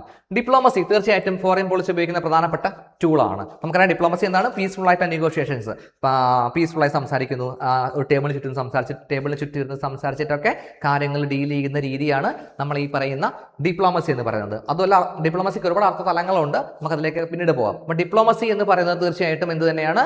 ഒരു ഫോറിൻ പോളിസി ടൂൾ തന്നെയാണ്. അതുപോലെ ഫോറിൻ എയ്ഡ് ഒരു ഫോറിൻ പോളിസി ടൂളാണ്, ശരിയല്ലേ? നമ്മൾ പല രാജ്യങ്ങൾക്കും ഫോറിൻ എയ്ഡ് കൊടുക്കുന്നുണ്ട്. ഞാൻ പറഞ്ഞു, നമ്മൾ സപ്പോസ് നമ്മൾ മാലദ്വീപിന് നമ്മൾ ഒരുപാട് ഫോറിൻ എയ്ഡ് കൊടുക്കുന്നുണ്ട്, ഇപ്പോൾ കൊടുത്തിട്ടുണ്ട്. അവിടെ ശുദ്ധജല ക്രൈസിസ്, വാട്ടർ ക്രൈസിസ് വന്ന സമയത്ത് നമ്മൾ പെട്ടെന്ന് വെള്ളം എത്തിച്ചു കൊടുത്തു, സാമ്പത്തിക സഹായങ്ങൾ ചെയ്യുന്നുണ്ട്. അഫ്ഗാനിസ്ഥാൻ നമ്മൾ ഒരുപാട് സാമ്പത്തിക സഹായം ചെയ്യുന്നുണ്ട്, അവിടുത്തെ ഇൻഫ്രാസ്ട്രക്ചർ പ്രൊജക്റ്റ് നമ്മൾ ഒരുപാട് ചെയ്യുന്നുണ്ട്. സോ ബംഗ്ലാദേശിന്, മ്യാൻമാർ, അപ്പം പല രാജ്യങ്ങൾക്കും നമ്മൾ എന്ത് ചെയ്യുന്നുണ്ട്? ഫോറിൻ എയ്ഡ് കൊടുക്കുന്നുണ്ട്, സാമ്പത്തിക സഹായങ്ങൾ കൊടുക്കുന്നുണ്ട്. അത് മാത്രമല്ല, പെട്ടെന്ന് എന്തെങ്കിലും ദുരന്തങ്ങൾ വരുന്നുണ്ടെങ്കിൽ അവിടെ ചാടി കയറിപ്പോയി നമ്മൾ സഹായിക്കുന്നുണ്ട്. സോ ഇതെല്ലാം എന്ത് തന്നെയാണ്? ഫോറിൻ പോളിസി തന്നെയാണ്. ഫോറിൻ പോളിസിയുടെ ടൂൾ തന്നെയാണ് ഈ പറയുന്ന ഫോറിൻ എയ്ഡ് എന്ന് പറയുന്നത്. കാരണം അതൊക്കെ ഞാൻ പറഞ്ഞു, ഇതൊക്കെ നമ്മൾ ചെയ്യുന്നത് തീർച്ചയായിട്ടും മാനുഷികപരമായിട്ടുള്ള അപ്രോച്ച് അതിനുണ്ട്, ഇല്ലെന്ന് പറയുകയല്ല. പക്ഷെ അതിൻ്റെ അൾട്ടിമേറ്റ് എയിം എന്ത് തന്നെയാണ്? നമ്മുടെ നാഷണൽ ഇൻട്രസ്റ്റ് എന്ന് തന്നെയാണ്. സോ ഫോറിൻ എയ്ഡ് കൊടുക്കുക എന്ന് പറയുന്നത് എന്ത് തന്നെയാണ്? ഒരു ഫോറിൻ പോളിസിയാണ്. ഓക്കെ, നമ്മുടെ അൾട്ടിമേറ്റ് നമ്മുടെ നാഷണൽ ഇൻട്രസ്റ്റ് പ്രൊട്ടക്ട് ചെയ്യുക. നാഷണൽ ഇൻട്രസ്റ്റിൻ്റെ ഘടകങ്ങൾ നമ്മൾ കണ്ടു കഴിഞ്ഞു. അപ്പോൾ ആ ഘടകങ്ങളൊക്കെയുള്ള നാഷണൽ ഇൻട്രസ്റ്റ് പ്രൊട്ടക്ട് ചെയ്യുക എന്ന് തന്നെയാണ് ഫോറിൻ പോളിസിയുടെ എയിം എന്ന് പറയുന്നത്. അതുകൊണ്ട് തന്നെ ഡിപ്ലോമസി ആയാലും ഫോറിൻ എയ്ഡ് എന്ന് പറയുന്ന ടൂൾ ആയാലും ഇതൊക്കെ നമ്മൾ ഉപയോഗിക്കുന്നുണ്ട് നമ്മുടെ നാഷണൽ ഇൻട്രസ്റ്റ് പ്രൊട്ടക്ട് ചെയ്യാൻ through foreign policy. Okay, economic sanctions അത് നമ്മൾ അങ്ങനെ ഉപയോഗിക്കാറില്ല. അമേരിക്കയുടെ ഒരു മെയിൻ പരിപാടിയാണ് ഈ എക്കണോമിക് സാങ്ഷൻസ് എന്ന് പറയുന്നത്. നിങ്ങൾക്കറിയാം, ഉപരോധം, സാമ്പത്തിക ഉപരോധം എന്ന് പറയുന്നത്. അതായത് ഇപ്പോൾ അമേരിക്ക ഒരു രാജ്യത്തിനെതിരെ സാമ്പത്തികമായി ഉപരോധം പ്രഖ്യാപിച്ചു കഴിഞ്ഞാൽ ആ രാജ്യവുമായിട്ട് പിന്നീട് ഒരു തരത്തിലുള്ള റിലേഷൻസും പിന്നീട് അമേരിക്ക കീപ്പ് ചെയ്യില്ല എന്നുള്ളതാണ് എക്കണോമിക് സാങ്ഷൻ എന്ന് പറയുന്നത്. അമേരിക്കയുടെ ഈ എക്കണോമിക് സാങ്ഷൻസിന് വേറെയും തലങ്ങളുണ്ട്. ആ രാജ്യവുമായിട്ട് അമേരിക്ക ബന്ധം സ്ഥാപിക്കില്ല എന്ന് മാത്രമല്ല, ആ രാജ്യവുമായിട്ട് വേറെ ഏതെങ്കിലും രാജ്യം എന്തെങ്കിലും ബന്ധം സ്ഥാപിക്കുകയാണെങ്കിൽ അവരുമായിട്ടും അമേരിക്ക ഉപരോധത്തിൽ ഏർപ്പെടും എന്നുള്ള കൂടി അമേരിക്കയുടെ സാങ്ഷൻ്റെ ഒരു രീതിയാണ്. അപ്പോൾ സാങ്ഷൻ എന്ന് പറയുന്നതും മറ്റ് രാജ്യങ്ങളെ കൺട്രോൾ ചെയ്യാനുള്ള ഉപയോഗിക്കുന്ന ഒരു രീതിയായി നമുക്ക് തന്നെ എക്കണോമിക് പോളിസി എന്ന് പറയാം. തീർച്ചയായിട്ടും military force, the ultimate hard power ആണ് മിലിറ്ററി ഫോഴ്സ് എന്ന് പറയുന്നത്. ശരിയല്ല, നമുക്ക് പലപ്പോഴും പല കാര്യങ്ങളും എന്താ പറയുക, നമ്മളിപ്പോൾ ഓപ്പറേഷൻ സിന്ദൂർ നടത്തി അല്ലെ, അതുപോലെ ഫോറിൻ പോളിസിയാണ്. തീർച്ചയായിട്ടും പാകിസ്ഥാൻ അകത്ത് കടന്ന് നമ്മൾ സ്ട്രൈക്ക് ചെയ്തത്, അപ്പോൾ അത് ഫോറിൻ പോളിസി തന്നെയാണ്. അപ്പം നമുക്ക് സ്വീകരിക്കേണ്ടി വന്നു. അതിന്റെ നമ്മൾ ഒരിക്കലും അങ്ങോട്ട് കയറി അറ്റാക്ക് ചെയ്തോ അല്ലെങ്കിൽ അഗ്രസീവ് പോളിസി സ്വീകരിച്ചതോ അല്ല, മറിച്ച് നമ്മളെ കൊണ്ട് ചെയ്യിക്കാൻ നിർമ്മിതരാക്കിയതാണ്. നമുക്ക് ചെയ്തേ പറ്റൂ. കാരണം എന്തുകൊണ്ടാണ്? ഫോറിൻ പോളിസിയുടെ അൾട്ടിമേറ്റ് എയിം എന്താണ്? നാഷണൽ ഇൻട്രസ്റ്റ് ആണ്. നാഷണൽ ഇൻട്രസ്റ്റിന്റെ അൾട്ടിമേറ്റ് എയിം എന്താണ്? നാഷണൽ സെക്യൂരിറ്റി ഉറപ്പുവരുത്തുക എന്നുള്ളതാണ്. സോ നമ്മൾ അങ്ങോട്ട് ഒരിക്കലും കയറി അറ്റാക്ക് ചെയ്യില്ല, നമ്മൾ ഒരിക്കലും അഗ്രസീവ് പോളിസി സ്വീകരിക്കില്ല എന്നുള്ള മോറൽ എയിം നമ്മളെ ഫോറിൻ പോളിസിക്ക് ഉണ്ടെങ്കിലും നമുക്ക് എന്ത് ചെയ്യേണ്ടി വന്നു?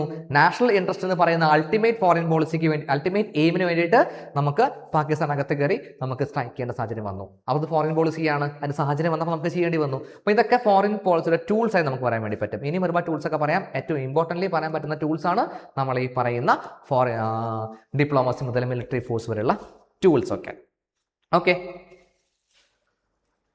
ഇനി നമ്മൾ കിടക്കുന്നത് ക്ലിയർ ആയിട്ട് ഇന്ത്യൻ ഫോറിൻ പോളിസിയുടെ ടൂൾ എന്തൊക്കെയാണെന്നുള്ളതാണ്.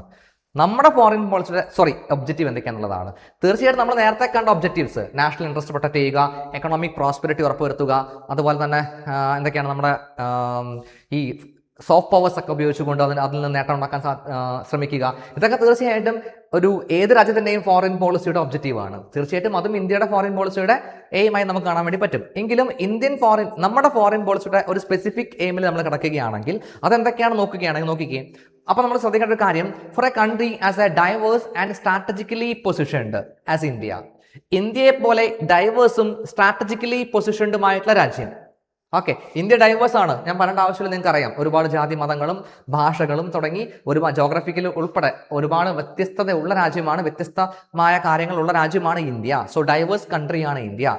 ഇന്ത്യ സ്ട്രാറ്റജിക്കലി പൊസിഷൻഡ് ആണ്. ഇന്ത്യയുടെ പൊസിഷൻ കുറെ കൂടി സ്ട്രാറ്റജിക്കൽ പൊസിഷനിലാണ് നിൽക്കുന്നത്. നിങ്ങൾക്കറിയാം ഇന്ത്യ നിൽക്കുന്ന ഇന്ത്യയുടെ പൊസിഷൻ നിങ്ങൾക്കറിയാം. നമ്മുടെ ഇന്ത്യൻ ഓഷനകത്ത് കയറി നിൽക്കുന്നു. രണ്ട് ഭാഗത്തും ഇന്ത്യൻ ഓഷൻ വന്ന് നിൽക്കുന്നു. ആ ഇന്ത്യൻ ഓഷൻ ആവട്ടെ ഒരുപാട് മാരിടൈം റൂട്ടുകളുടെ ഹൈലി ബിസി ആയിട്ടുള്ള മാരിടൈം റൂട്ടുകളൊക്കെ പോകുന്ന ഏരിയയാണ്. അവിടെയാണെങ്കിൽ ഒരുപാട് കടലക്കൊള്ളക്കാരെ പോലുള്ള ഒരുപാട് ഇഷ്യൂസ് നിലനിൽക്കുന്നുണ്ട്. കൂടാതെ ചൈനയെ ഉൾപ്പെടെയുള്ള രാജ്യങ്ങളുടെ കടന്നുകയറ്റം ഉൾപ്പെടെയുള്ള കാര്യങ്ങൾ ഇന്ത്യൻ ഓഷനിലുണ്ട്. അപ്പോൾ അങ്ങനെയൊക്കെയുള്ള ഒരു ഇന്ത്യൻ ഓഷനിനോട് ചേർന്നുകൊണ്ട് രണ്ട് ഭാഗവും അല്ലെങ്കിൽ മൂന്ന് ഭാഗവും ഇന്ത്യൻ ഓഷനിൽ ചേർന്ന് നിൽക്കുന്ന ഒരു രാജ്യമാണ് India. So India strategically positioned ആണ്. അങ്ങനെ സ്ട്രാറ്റജിക്കലി പൊസിഷൻഡ് ആയിട്ടുള്ള ഡൈവേഴ്സ് ആയിട്ടുള്ള രാജ്യത്തിന്റെ ഫോറിൻ പോളിസി എന്ന് പറയുമ്പോൾ തീർച്ചയായിട്ടും അതിന് വളരെയധികം ഇമ്പോർട്ടൻസ് ഉണ്ട്. അതിന്റെ ആ ഫോറിൻ പോളിസി തീർച്ചയായിട്ടും ഗ്ലോബൽ റിയാലിറ്റിയും ഡൊമസ്റ്റിക് ഡെവലപ്മെന്റ് എല്ലാം ഉൾക്കൊണ്ടുകൊണ്ട് തന്നെ ആയിരിക്കണം എന്ന് തന്നെ പറയുന്നു. നമുക്ക് എന്തൊക്കെയാണ് നോക്കിയാൽ മതി ആ ഫോറിൻ പോളിസി എന്തൊക്കെയാണെന്ന്. മിനിസ്ട്രി ഓഫ് എക്സ്റ്റേണൽ അഫയേഴ്സ് ആണ് നമ്മുടെ ഫോറിൻ പോളിസി രൂപീകരിക്കുന്നത്.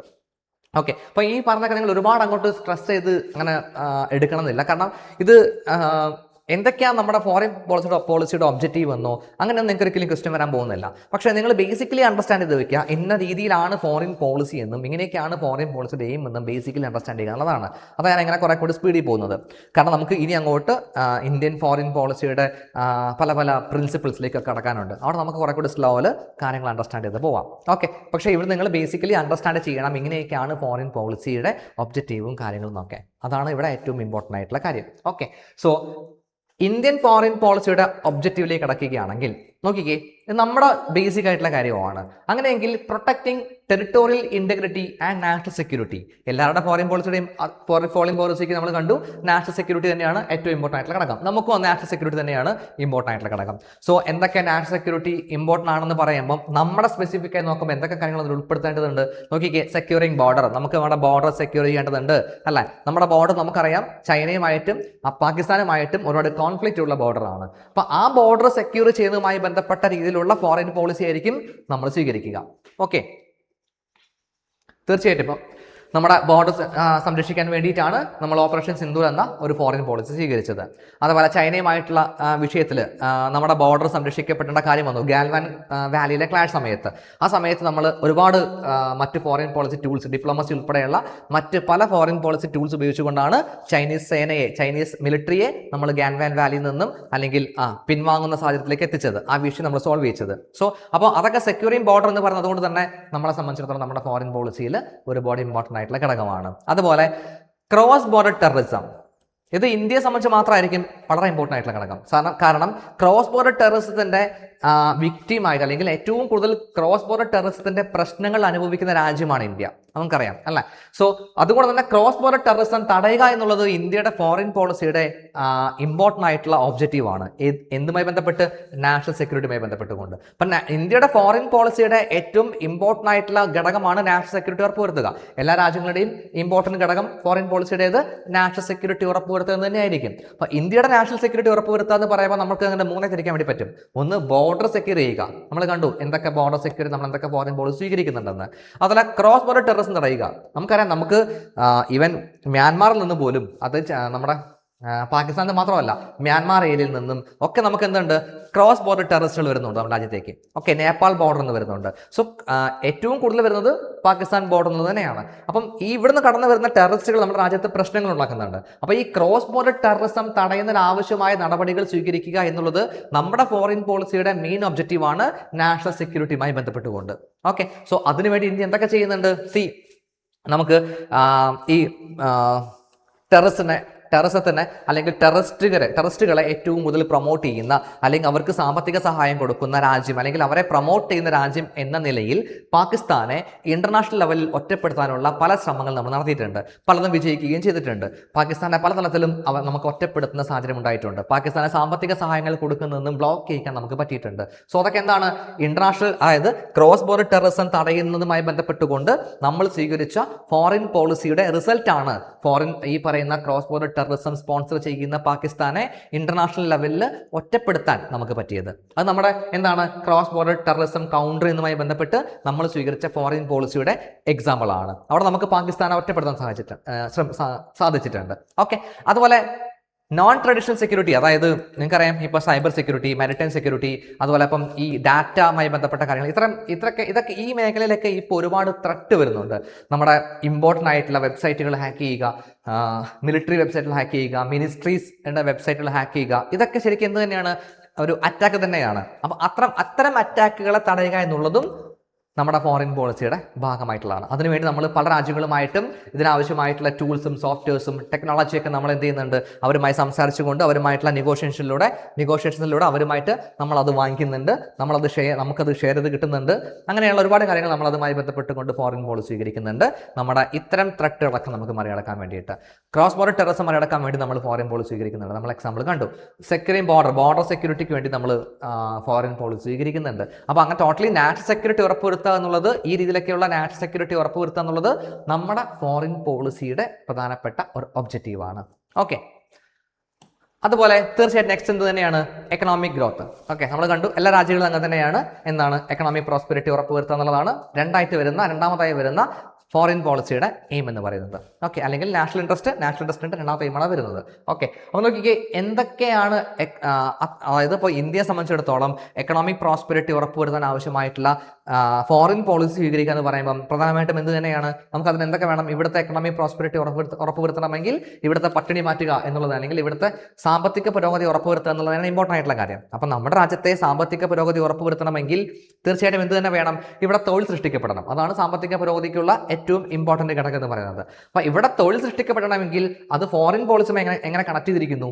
തീർച്ചയായിട്ടും ഫോറിൻ പോളിസിയിൽ കൂടി വിദേശ രാജ്യങ്ങളിലുള്ള വൻകിട ബിസിനസ്സുകാർ ഇവിടെ ഇൻവെസ്റ്റ് ചെയ്യാനും ഇവിടെ സ്ഥാപനങ്ങൾ തുടങ്ങാനും അതുവഴി തൊഴിൽ സൃഷ്ടിക്കാനും ഇടവരണം. അപ്പം അതിനാവശ്യമായിട്ടുള്ള ഫോറിൻ പോളിസികൾ നമ്മൾ സ്വീകരിക്കണം. FDI ഇന്ത്യയിലേക്ക്, ഫോറിൻ ഡയറക്റ്റ് ഇൻവെസ്റ്റ്മെന്റ്, അതാണ് വിദേശ രാജ്യത്ത് നിന്നും ഇന്ത്യയിലേക്ക് വരുന്ന ഇൻവെസ്റ്റ്മെന്റ്. ഈ പറഞ്ഞ തൊഴിൽ സ്ഥാപിക്കുക, തൊഴിൽ സ്ഥാപനങ്ങൾ സ്ഥാപിക്കുക, ഫാക്ടറികൾ സ്ഥാപിക്കുക. ഓക്കെ, ഇതൊക്കെയാണ് FDI എന്ന് ഉദ്ദേശിക്കുന്നത്. നമുക്ക് FDI ഒക്കെ വേറെ പഠിക്കാം. ഓക്കെ, അപ്പോൾ ഇത്തരം FDI ഇന്ത്യയിലേക്ക് വരുമ്പോഴാണ് ഇവിടെ ഒരുപാട് തൊഴിൽ സൃഷ്ടിക്കപ്പെടുന്നത് അല്ലേ. അപ്പോൾ അത് ഫോറിൻ പോളിസികൾ കൂടി നിങ്ങൾ ഇവിടേക്ക് ഇന്ത്യയിൽ വന്ന് നിക്ഷേപിച്ചോളൂ, ഇന്ത്യയിൽ നിങ്ങൾ ഇൻവെസ്റ്റ് ചെയ്തോളൂ. അപ്പോൾ അതിന് ഞങ്ങൾ എന്ത് ചെയ്യാം? വിദേശ രാജ്യത്ത് നിന്നുള്ള ഇൻവെസ്റ്റ്മെന്റ് ആണെങ്കിൽ ഞങ്ങൾ അതിന് ഒരുപാട് സഹായങ്ങൾ ചെയ്തു തരാം, ഇന്ന പോളിസികളിലൂടെ ഞങ്ങൾ ഇന്ന സഹായങ്ങൾ ചെയ്തു തരുന്നുണ്ട് എന്നൊക്കെ പറഞ്ഞുകൊണ്ട് നമ്മുടെ ഫോറിൻ പോളിസി FDI വരുന്നതിന് അനുകൂലമാക്കി മാറ്റുക. അപ്പോൾ എന്താവും, സ്വാഭാവികമായിട്ടും കുറേ FDI വരികയും തൊഴിൽ സൃഷ്ടിക്കപ്പെടുകയും നമ്മുടെ എക്കണോമിക് ഗ്രോത്തിന് അത് കാരണമായിട്ട് മാറുകയും ചെയ്യും.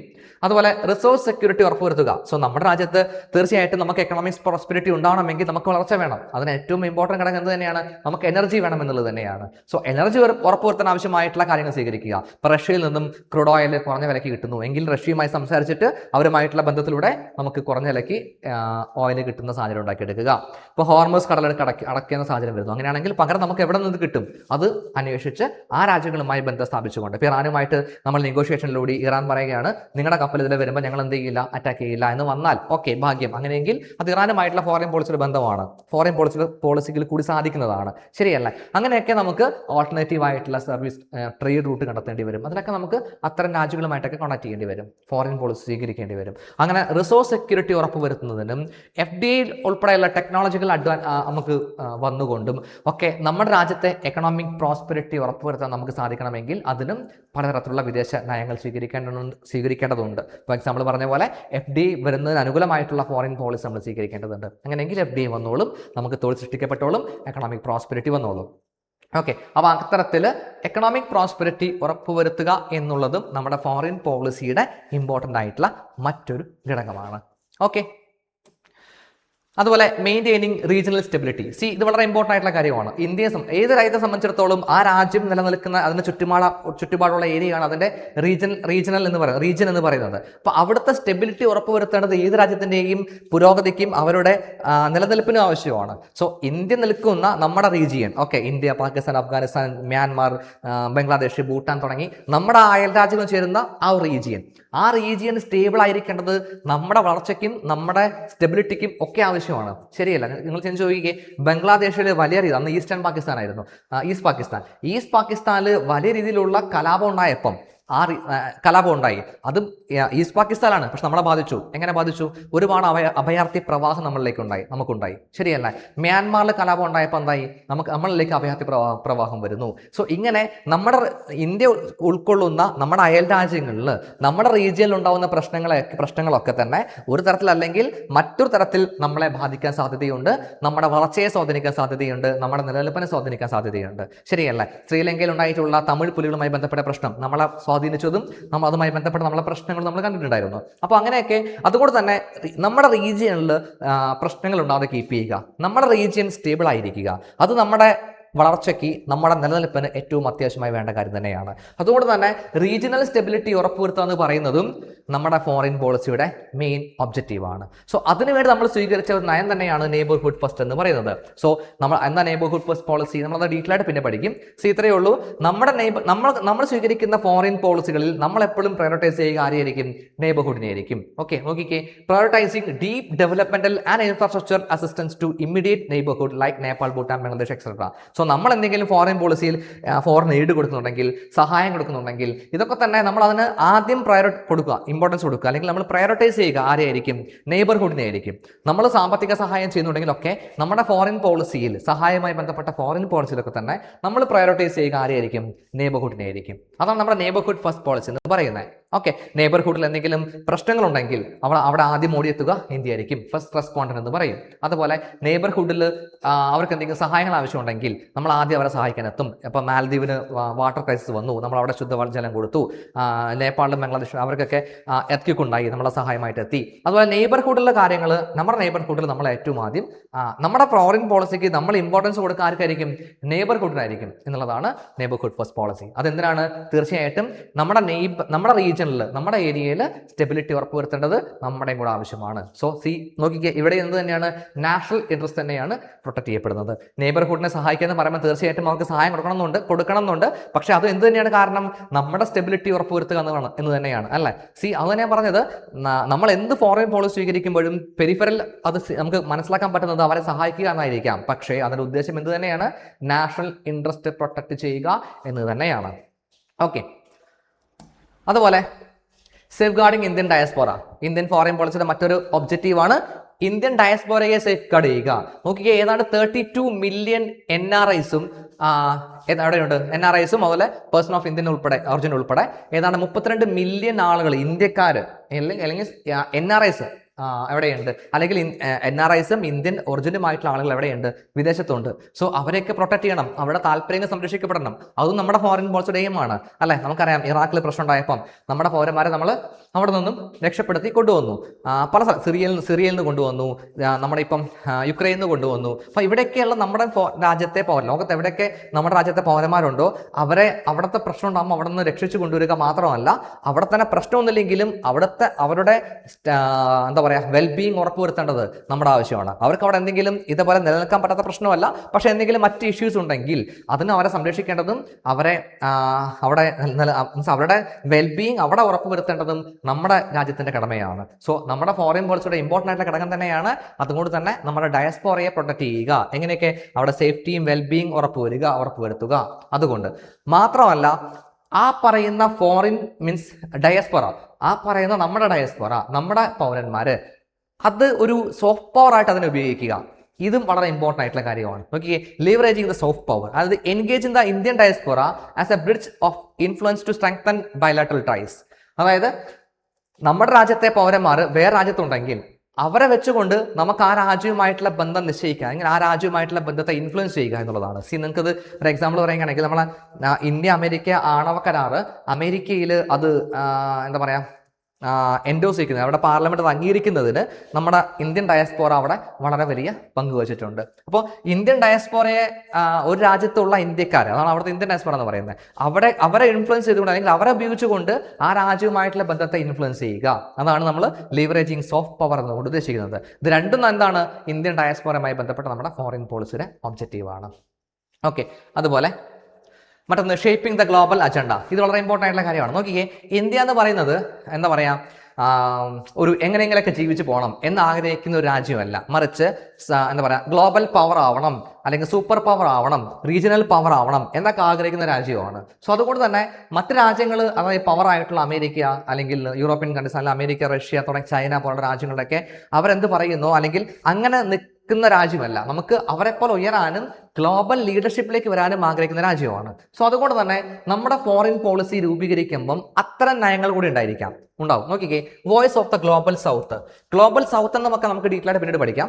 ഗ്ലോബൽ സൗത്ത് ഉദ്ദേശിക്കുന്നത് ഡെവലപ്പിംഗ് രാജ്യങ്ങൾ എന്ന അർത്ഥം നിങ്ങൾ എടുത്താൽ മതി. അപ്പോൾ ഡെവലപ്പിംഗ് രാജ്യങ്ങളുടെ വോയിസ് ആയിട്ട് ഇന്ത്യ മാറുക. ഓക്കെ, അതുകൊണ്ട് ഇന്ത്യ എന്ത് ചെയ്യുന്നുണ്ട്, ബ്രിക്സ് ഉൾപ്പെടെയുള്ള പല രാജ്യങ്ങളിലും, അതുപോലെ UN ഉൾപ്പെടെയുള്ള ബ്രിക്സ് ഉൾപ്പെടെയുള്ള പല ഓർഗനൈസേഷൻസിലും, അതുപോലെ തന്നെ നമ്മുടെ UN ഉൾപ്പെടെയുള്ള പല ഓർഗനൈസേഷൻസിലും ഡെവലപ്പിംഗ് രാജ്യങ്ങളുടെ പ്രശ്നങ്ങൾ അവതരിപ്പിക്കാനും അത് വിജയകരമായി അവിടെ നെഗോഷിയേറ്റ് ചെയ്യാനും ഇന്ത്യക്ക് പറ്റുന്നുണ്ട്. സോ അവിടെ പല ഡെവലപ്പിംഗ് രാജ്യങ്ങൾക്കും അവരുടെ വോയിസ് അത്രയ്ക്ക് ഇമ്പോർട്ടൻ്റ് ആയിട്ട് അവിടെ റിഫ്ലക്ട് ചെയ്യണമെന്നില്ല. സോ ഇന്ത്യക്ക് അതിൻ്റെതായ പവർ ഉണ്ട്, ഇന്ത്യക്ക് അതിനായ ഇൻഫ്ലുവൻസിങ് കപ്പാസിറ്റി ഉണ്ട്. സോ അതുകൊണ്ട് തന്നെ ഇന്ത്യ അവർക്ക് വേണ്ടി വോയിസ് ഉന്നയിക്കുന്നു, അവർക്ക് വേണ്ടി അവരുടെ താല്പര്യങ്ങൾ കൂടി സംരക്ഷിക്കാൻ വേണ്ടി സംസാരിക്കുന്നു. സോ അങ്ങനെ ഒരു ഗ്ലോബൽ ലീഡർഷിപ്പിലേക്ക് എത്താൻ വേണ്ടി ഇന്ത്യ മെനക്കെടുന്നു. ഇപ്പോൾ G20-ലായാലും ബ്രിക്സിലായാലും UN-ലായാലും ഒക്കെ ഇന്ത്യ എന്താണ് ഗ്ലോബൽ ഈ പറയുന്ന ഡെവലപ്പിംഗ് രാജ്യങ്ങളുടെ ആവശ്യങ്ങളെ കുറിച്ച് സംസാരിക്കുകയും അതിനുവേണ്ടി നിലകൊള്ളുകയും ചെയ്യുന്നു. അങ്ങനെ ഒരു നേരത്തെ പറഞ്ഞ പോലെ ഒരു ലീഡർഷിപ്പ് റോളിലേക്ക് ഇന്ത്യ എത്താൻ ആഗ്രഹിക്കുന്നുണ്ട്. അതുകൊണ്ട് തന്നെ നമ്മുടെ ഫോറിൻ പോളിസി രൂപീകരിക്കുമ്പം ഈ വോയിസ് ഓഫ് ദ ഗ്ലോബൽസ് അല്ലെങ്കിൽ നമ്മുടെ ഡെവലപ്പിംഗ് രാജ്യങ്ങളുടെ മൊത്തം താല്പര്യങ്ങൾ ഉൾക്കൊള്ളുന്ന തരത്തിലുള്ള ഫോറിൻ പോളിസികൾ നമ്മൾ സ്വീകരിക്കാറുണ്ട്. അതുപോലെ റീഫോമിംഗ് ഗ്ലോബൽ ഗവർണൻസ്. നോക്കിയേ, ഗ്ലോബൽ ഗവർണൻസ് മീൻസ് എന്താണ്, ഗ്ലോബൽ ലെവലിൽ നടക്കുന്ന ഗവർണൻസ്. സോ നമുക്കറിയാം നമ്മുടെ UN ഇന്റർനാഷണൽ, നമ്മളെ യുണൈറ്റഡ് നേഷൻസ്, ഐക്യരാഷ്ട്രസഭ, അതുപോലെ IMF, WTO, ഇതൊക്കെയാണ് ഗ്ലോബൽ ലെവലിലുള്ള ഗവർണൻസ് സിസ്റ്റം എന്നൊക്കെ നമ്മൾ പറയുന്നത്. അപ്പോൾ അത്തരം ഓർഗനൈസേഷൻസ് ഒക്കെ തന്നെ പഴയ കാല റിയാലിറ്റി ഉൾക്കൊള്ളുന്ന ഓർഗനൈസേഷൻസ് ആണ്. ഇപ്പം നിങ്ങൾക്കറിയാം UN ആയാലും, അതുപോലെ UNSC, United national security council ഒക്കെ നമ്മൾ പഠിക്കും, പേടിക്കണ്ട. ഓക്കെ, അപ്പോൾ അതിനൊക്കെ ഇന്നും ലീഡ് ചെയ്യുന്നത്, അല്ലെങ്കിൽ അതിലൊക്കെ ഇന്നും ഡൊമിനൻ്റ് ആയി നിൽക്കുന്നത് അമേരിക്ക, റഷ്യ പോലുള്ള പഴയ ബ്രിട്ടൻ, UK, നമ്മുടെ ഫ്രാൻസ് പോലെയുള്ള പഴയ കാല ശക്തികളാണ്. പക്ഷേ ഇന്ന് അവർ ശക്തികളാണോ എന്ന് ചോദിച്ചു എനിക്കാണെങ്കിൽ ആണ്. പക്ഷേ ഗ്ലോബൽ റിയാലിറ്റി അതല്ല. ഇന്ന് ഇന്ത്യയെ പോലെ, ചൈനയെ പോലെ, സൗത്ത് ആഫ്രിക്കയെ പോലെ, ബ്രസീലിനെ പോലെയൊക്കെ മറ്റ് പവേഴ്സ് കൂടി ഉണ്ടായി വന്നിട്ടുണ്ട്. പക്ഷെ അവർക്കൊന്നും ഇന്നും ഈ ഓർഗനൈസേഷൻസിനൊന്നും കാര്യമായ വോയിസോ സ്ഥാനങ്ങളോ റെപ്രസെൻറ്റേഷനോ ഇല്ല. ഓക്കെ, സോ അതായത് കറണ്ട് റിയാലിറ്റി ഉൾക്കൊള്ളുന്നതല്ല ഈ പറയുന്ന UN ആയാലും WTO ആയാലും IMF ആയാലും ഇന്ന്. സോ അത് റീഫോം ചെയ്യേണ്ടതുണ്ട് എന്ന് ഇന്ത്യ ശക്തമായിട്ട് ഉന്നയിക്കുന്നു. ഇന്ന് ഇന്ത്യ ശക്തമായിട്ട് ഉന്നയിക്കുമ്പം ഇന്ത്യക്ക് അതിൽ ചേരണം എന്ന് മാത്രമല്ല, ഡെവലപ്പിംഗ് രാജ്യങ്ങൾ, അതിന് കപ്പാസിറ്റിയുള്ള ഡെവലപ്പിംഗ് രാജ്യങ്ങൾക്ക് കൂടി വേണ്ടിയിട്ടാണ് ഇന്ത്യ ഈ പറയുന്ന പല UNSC പല ഇത്തരം ഗ്ലോബൽ ഓർഗനൈസേഷൻസിലും റീഫോം ചെയ്യണമെന്ന് ഇന്ത്യ ആവശ്യപ്പെടുന്നത്. നമ്മുടെ ഫോറിൻ പോളിസിയാണത്. നമ്മൾ എന്താണ് ഗ്ലോബൽ റീഫോം, ഗ്ലോബൽ ഗവർണൻസ് ഒക്കെ മാറ്റണം, UNSC മാറ്റണം, അത് ചേഞ്ച് കൊണ്ടുവരണം, റീഫോം ചെയ്യണം എന്നൊക്കെ ഉള്ളത് നമ്മുടെ ഫോറിൻ പോളിസിയാണ്. അത് ഈ രണ്ട് ഫോറിൻ പോളിസി നോക്കിക്കേ, ഇത് രണ്ടും നമുക്ക് വേണ്ടി മാത്രമുള്ളതല്ല, എന്താണ് ഡെവലപ്പിംഗ് രാജ്യങ്ങളെ മൊത്തം പ്രതിനിധീകരിക്കുന്ന ഫോറിൻ പോളിസിയാണ്. സോ ഒരു ഗ്ലോബൽ ലീഡർഷിപ്പ് ലെവലിലേക്ക് ഇന്ത്യ ഉയരാൻ ആഗ്രഹിക്കുന്നത് കൊണ്ടാണ് ഇത്തരം ഫോറിൻ പോളിസികൾ നമ്മൾ സ്വീകരിച്ചുകൊണ്ടിരിക്കുന്നത്. ഓക്കെ, അതുപോലെ ലാസ്റ്റ് നോക്കിക്കേ, ഇങ്ങനെയൊക്കെ നമ്മുടെ ഫോറിൻ പോളിസി എങ്കിൽ അപ്പം നമ്മൾ ഇത്രയും കണ്ടത് വേഗം പോയതാണ്. അതുകൊണ്ട് നിങ്ങൾ ക്ലിയർ ആയിട്ട് കേട്ട് മനസ്സിലാക്കാൻ ശ്രമിക്കുക. നിങ്ങൾക്ക് എവിടെ ഡൗട്ട് ഉണ്ടെങ്കിലും നിങ്ങൾക്ക് തീർച്ചയായിട്ടും കോൺടാക്ട് ചെയ്യാൻ പറ്റുന്നതാണ്. അപ്പോൾ ഇതെല്ലാം തന്നെ നമ്മുടെ ഫോറിൻ പോളിസിയുടെയും ഇന്റർനാഷണൽ അല്ലെങ്കിൽ ഏത് രാജ്യത്തിൻ്റെയും ഫോറിൻ പോളിസിയുടെയും ഒബ്ജക്റ്റീവ് എയിമൊക്കെയാണ് പറഞ്ഞിരിക്കുന്നത്. അത് ബേസിക്കലി അണ്ടർസ്റ്റാൻഡ് ചെയ്യേണ്ട കാര്യങ്ങളാണ്. സോ ഇനി അങ്ങോട്ട് നമ്മൾ പോകുമ്പോഴാണ് നമ്മുടെ ഫോറിൻ പോളിസിയുടെ പ്രിൻസിപ്പിൾസിലേക്കൊക്കെ നമ്മൾ അടുത്തത് കടക്കും. അവിടെ മുതൽ നമ്മുടെ ക്ലാസ് കുറെ കൂടി സ്ലോ ആയിട്ട് കാര്യങ്ങളിലേക്ക് നമ്മൾ പോകുന്ന സാധ്യത ഉണ്ടാവും. നിങ്ങൾക്ക് ഇപ്പം ഇത് അണ്ടർസ്റ്റാൻഡ് ചെയ്യാൻ പറ്റിയിട്ടില്ലെങ്കിൽ തീർച്ചയായിട്ടും വിളിച്ചു ചോദിച്ചാൽ മതി, ഒരു കുഴപ്പമുണ്ടാവില്ല. ലാസ്റ്റ് നമുക്കൊരു കാര്യം നോക്കണം. ഇന്ത്യൻ ഫോറിൻ പോളിസി അണ്ടർലൈൻ ചെയ്തിരിക്കുന്ന ഫിലോസഫി എന്ന് പറയുന്നത് നിങ്ങൾ കേട്ട് കാണും. വസുദൈവക കുടുംബകം എന്ന് പറയുന്ന ഒരു നമ്മുടെ ട്രഡീഷണൽ ആയിട്ടുള്ള നമ്മുടെ എന്താ പറയുക ആൻഷ്യൻ ഫിലോസഫിക്കൽ ടെക്സ്റ്റിലുള്ള, അത് എനിക്കൊന്ന് മഹാഭാരതത്തിൽ പറയുന്ന കാര്യമാണ്, കുടുംബം മഹാഭാരതവുമായി ബന്ധപ്പെട്ടതാണ്. അപ്പം ആ ഒരു ആൻഷ്യൻ ടെക്സ്റ്റിലുള്ള ഒരു ഫിലോസഫിയാണ് വസുദൈവ കുടുംബം, വസുദൈവ കുടുംബകം. എന്താ ഈ വസുദൈവ കുടുംബകത്തിന്റെ മീനിങ് എന്തായിരിക്കാം? വസുദേവന്റെ കുടുംബം, ദാറ്റ് മീൻസ് എന്താണ് അവിടെ ഉദ്ദേശിക്കുന്നത്? ഈ ലോകം മൊത്തം ഒരു കുടുംബമാണ്, നമ്മളെല്ലാം ഒരു കുടുംബാംഗങ്ങളാണ് എന്ന ഒരു അർത്ഥമാണ് എടുക്കുന്നത്. So the world is A one family, ലോകം മുഴുവൻ ഒരു ഫാമിലിയാണ് എന്ന നമ്മുടെ ആ ഒരു വസുദേവ കുടുംബകം എന്ന് പറയുന്ന ഫിലോസഫിയാണ് നമ്മുടെ ഫോറിൻ പോളിസിയെ ഗൈഡ് ചെയ്യുന്നത്. ഓക്കെ, എന്ന് നമ്മൾ മുൻകൂട്ടി പറയണം. നമ്മുടെ ഫോറിൻ പോളിസി ഗൈഡ് ചെയ്യുന്ന പ്രിൻസിപ്പിൾ എന്ന് പറയുന്നത് വസുദേവ കുടുംബകം, ലോകമെല്ലാം ഒരു കുടുംബത്തിലെ അംഗങ്ങളാണ്. സോ അതുകൊണ്ട് തന്നെ നമ്മളെല്ലാം ഒരേ കുടുംബാംഗങ്ങളാണ്. സോ നമ്മളെല്ലാവരും പരസ്പരം അങ്ങോട്ടും ഇങ്ങോട്ടും സഹകരിക്കണം, പരസ്പരം അങ്ങോട്ടും ഇങ്ങോട്ടും നമ്മൾ സഹായിക്കണം, പരസ്പരം അങ്ങോട്ടും ഇങ്ങോട്ടും എല്ലാവർക്കും വേണ്ടി നമ്മൾ നിലകൊള്ളണം. ഇതൊക്കെ പറയുന്നതാണ് വസുദേവ കുടുംബകം എന്ന് പറയുന്ന ഫിലോസഫി. അപ്പം ഞാൻ പറഞ്ഞ കാര്യം മനസ്സിലാക്കണം. ഇതാണ് നമ്മുടെ ഫിലോസഫി എന്ന് പറയുമ്പോഴും ഇത് നമ്മുടെ എന്തിന്റെ ഫിലോസഫിയാണ്? Foreign policy രൂപീകരിക്കുന്നതിന്റെ ഫിലോസഫിയാണ്. അപ്പം ഇതൊക്കെയാണ് ഫിലോസഫി എങ്കിലും നിങ്ങൾ കൃത്യമായി മനസ്സിലാക്കുക, പ്രാക്ടിക്കൽ സെൻസിൽ ഇന്ത്യ എന്നല്ല ഏത് രാജ്യവും ഫോറിൻ പോളിസി സ്വീകരിക്കുന്നത് അവരുടെ സെൽഫ് ഇൻട്രസ്റ്റിനെ മാത്രം സംരക്ഷിക്കുന്നതാണ്. അല്ലെങ്കിൽ സെൽഫ് ഇൻട്രസ്റ്റിനെ ഒരിക്കലും നെഗോഷിയേറ്റ് ചെയ്യാൻ പറ്റാത്ത രീതിയിലാണ് തീർച്ചയായിട്ടും ഏത് രാജ്യവും അവരുടെ ഫോറിൻ പോളിസി സ്വീകരിക്കുക. അപ്പം ഞാൻ ചുരുക്കി പറയാം, നമ്മൾ ഇപ്പം കണ്ടത് ഫോറിൻ പോളിസിയുടെ എന്താണ് ഇന്റർനാഷണൽ റിലേഷൻ, എന്താണ് ഫോറിൻ പോളിസി. ഈ ഫോറിൻ പോളിസി എന്ന് പറയുന്ന കാര്യത്തിൽ ഏറ്റവും ഇമ്പോർട്ടൻ്റ് ആയിട്ടുള്ള ഘടകം അല്ലെങ്കിൽ അടിസ്ഥാനം എന്ന് പറയുന്നത് നാഷണൽ ഇൻട്രസ്റ്റ് ആണ്. നാഷണൽ ഇൻട്രസ്റ്റ് എന്ന് പറയുമ്പം അത് പ്രധാനമായിട്ടും 3 കാര്യങ്ങളിലേക്ക് വരുന്നുണ്ട്. ഒന്ന് നാഷണൽ സെക്യൂരിറ്റി ഉറപ്പുവരുത്തുക എന്നുള്ളതാണ്, രണ്ടാമത്തത് എക്കണോമിക് പ്രോസ്പെരിറ്റി ഉറപ്പുവരുത്തുക എന്നുള്ളതാണ്, മൂന്നാമത്തത് വെരി പെരിഫറൽ ഇൻട്രസ്റ്റ് ആണ്. നമ്മൾ മുന്നോട്ട് വയ്ക്കുന്ന ഡെമോക്രസി പോലുള്ള ആശയങ്ങൾ, ഇതൊക്കെ നമ്മുടെ ആശയങ്ങൾ, ഇതൊക്കെ പ്രൊട്ടക്ട് ചെയ്യുക എന്നുള്ളതാണ്.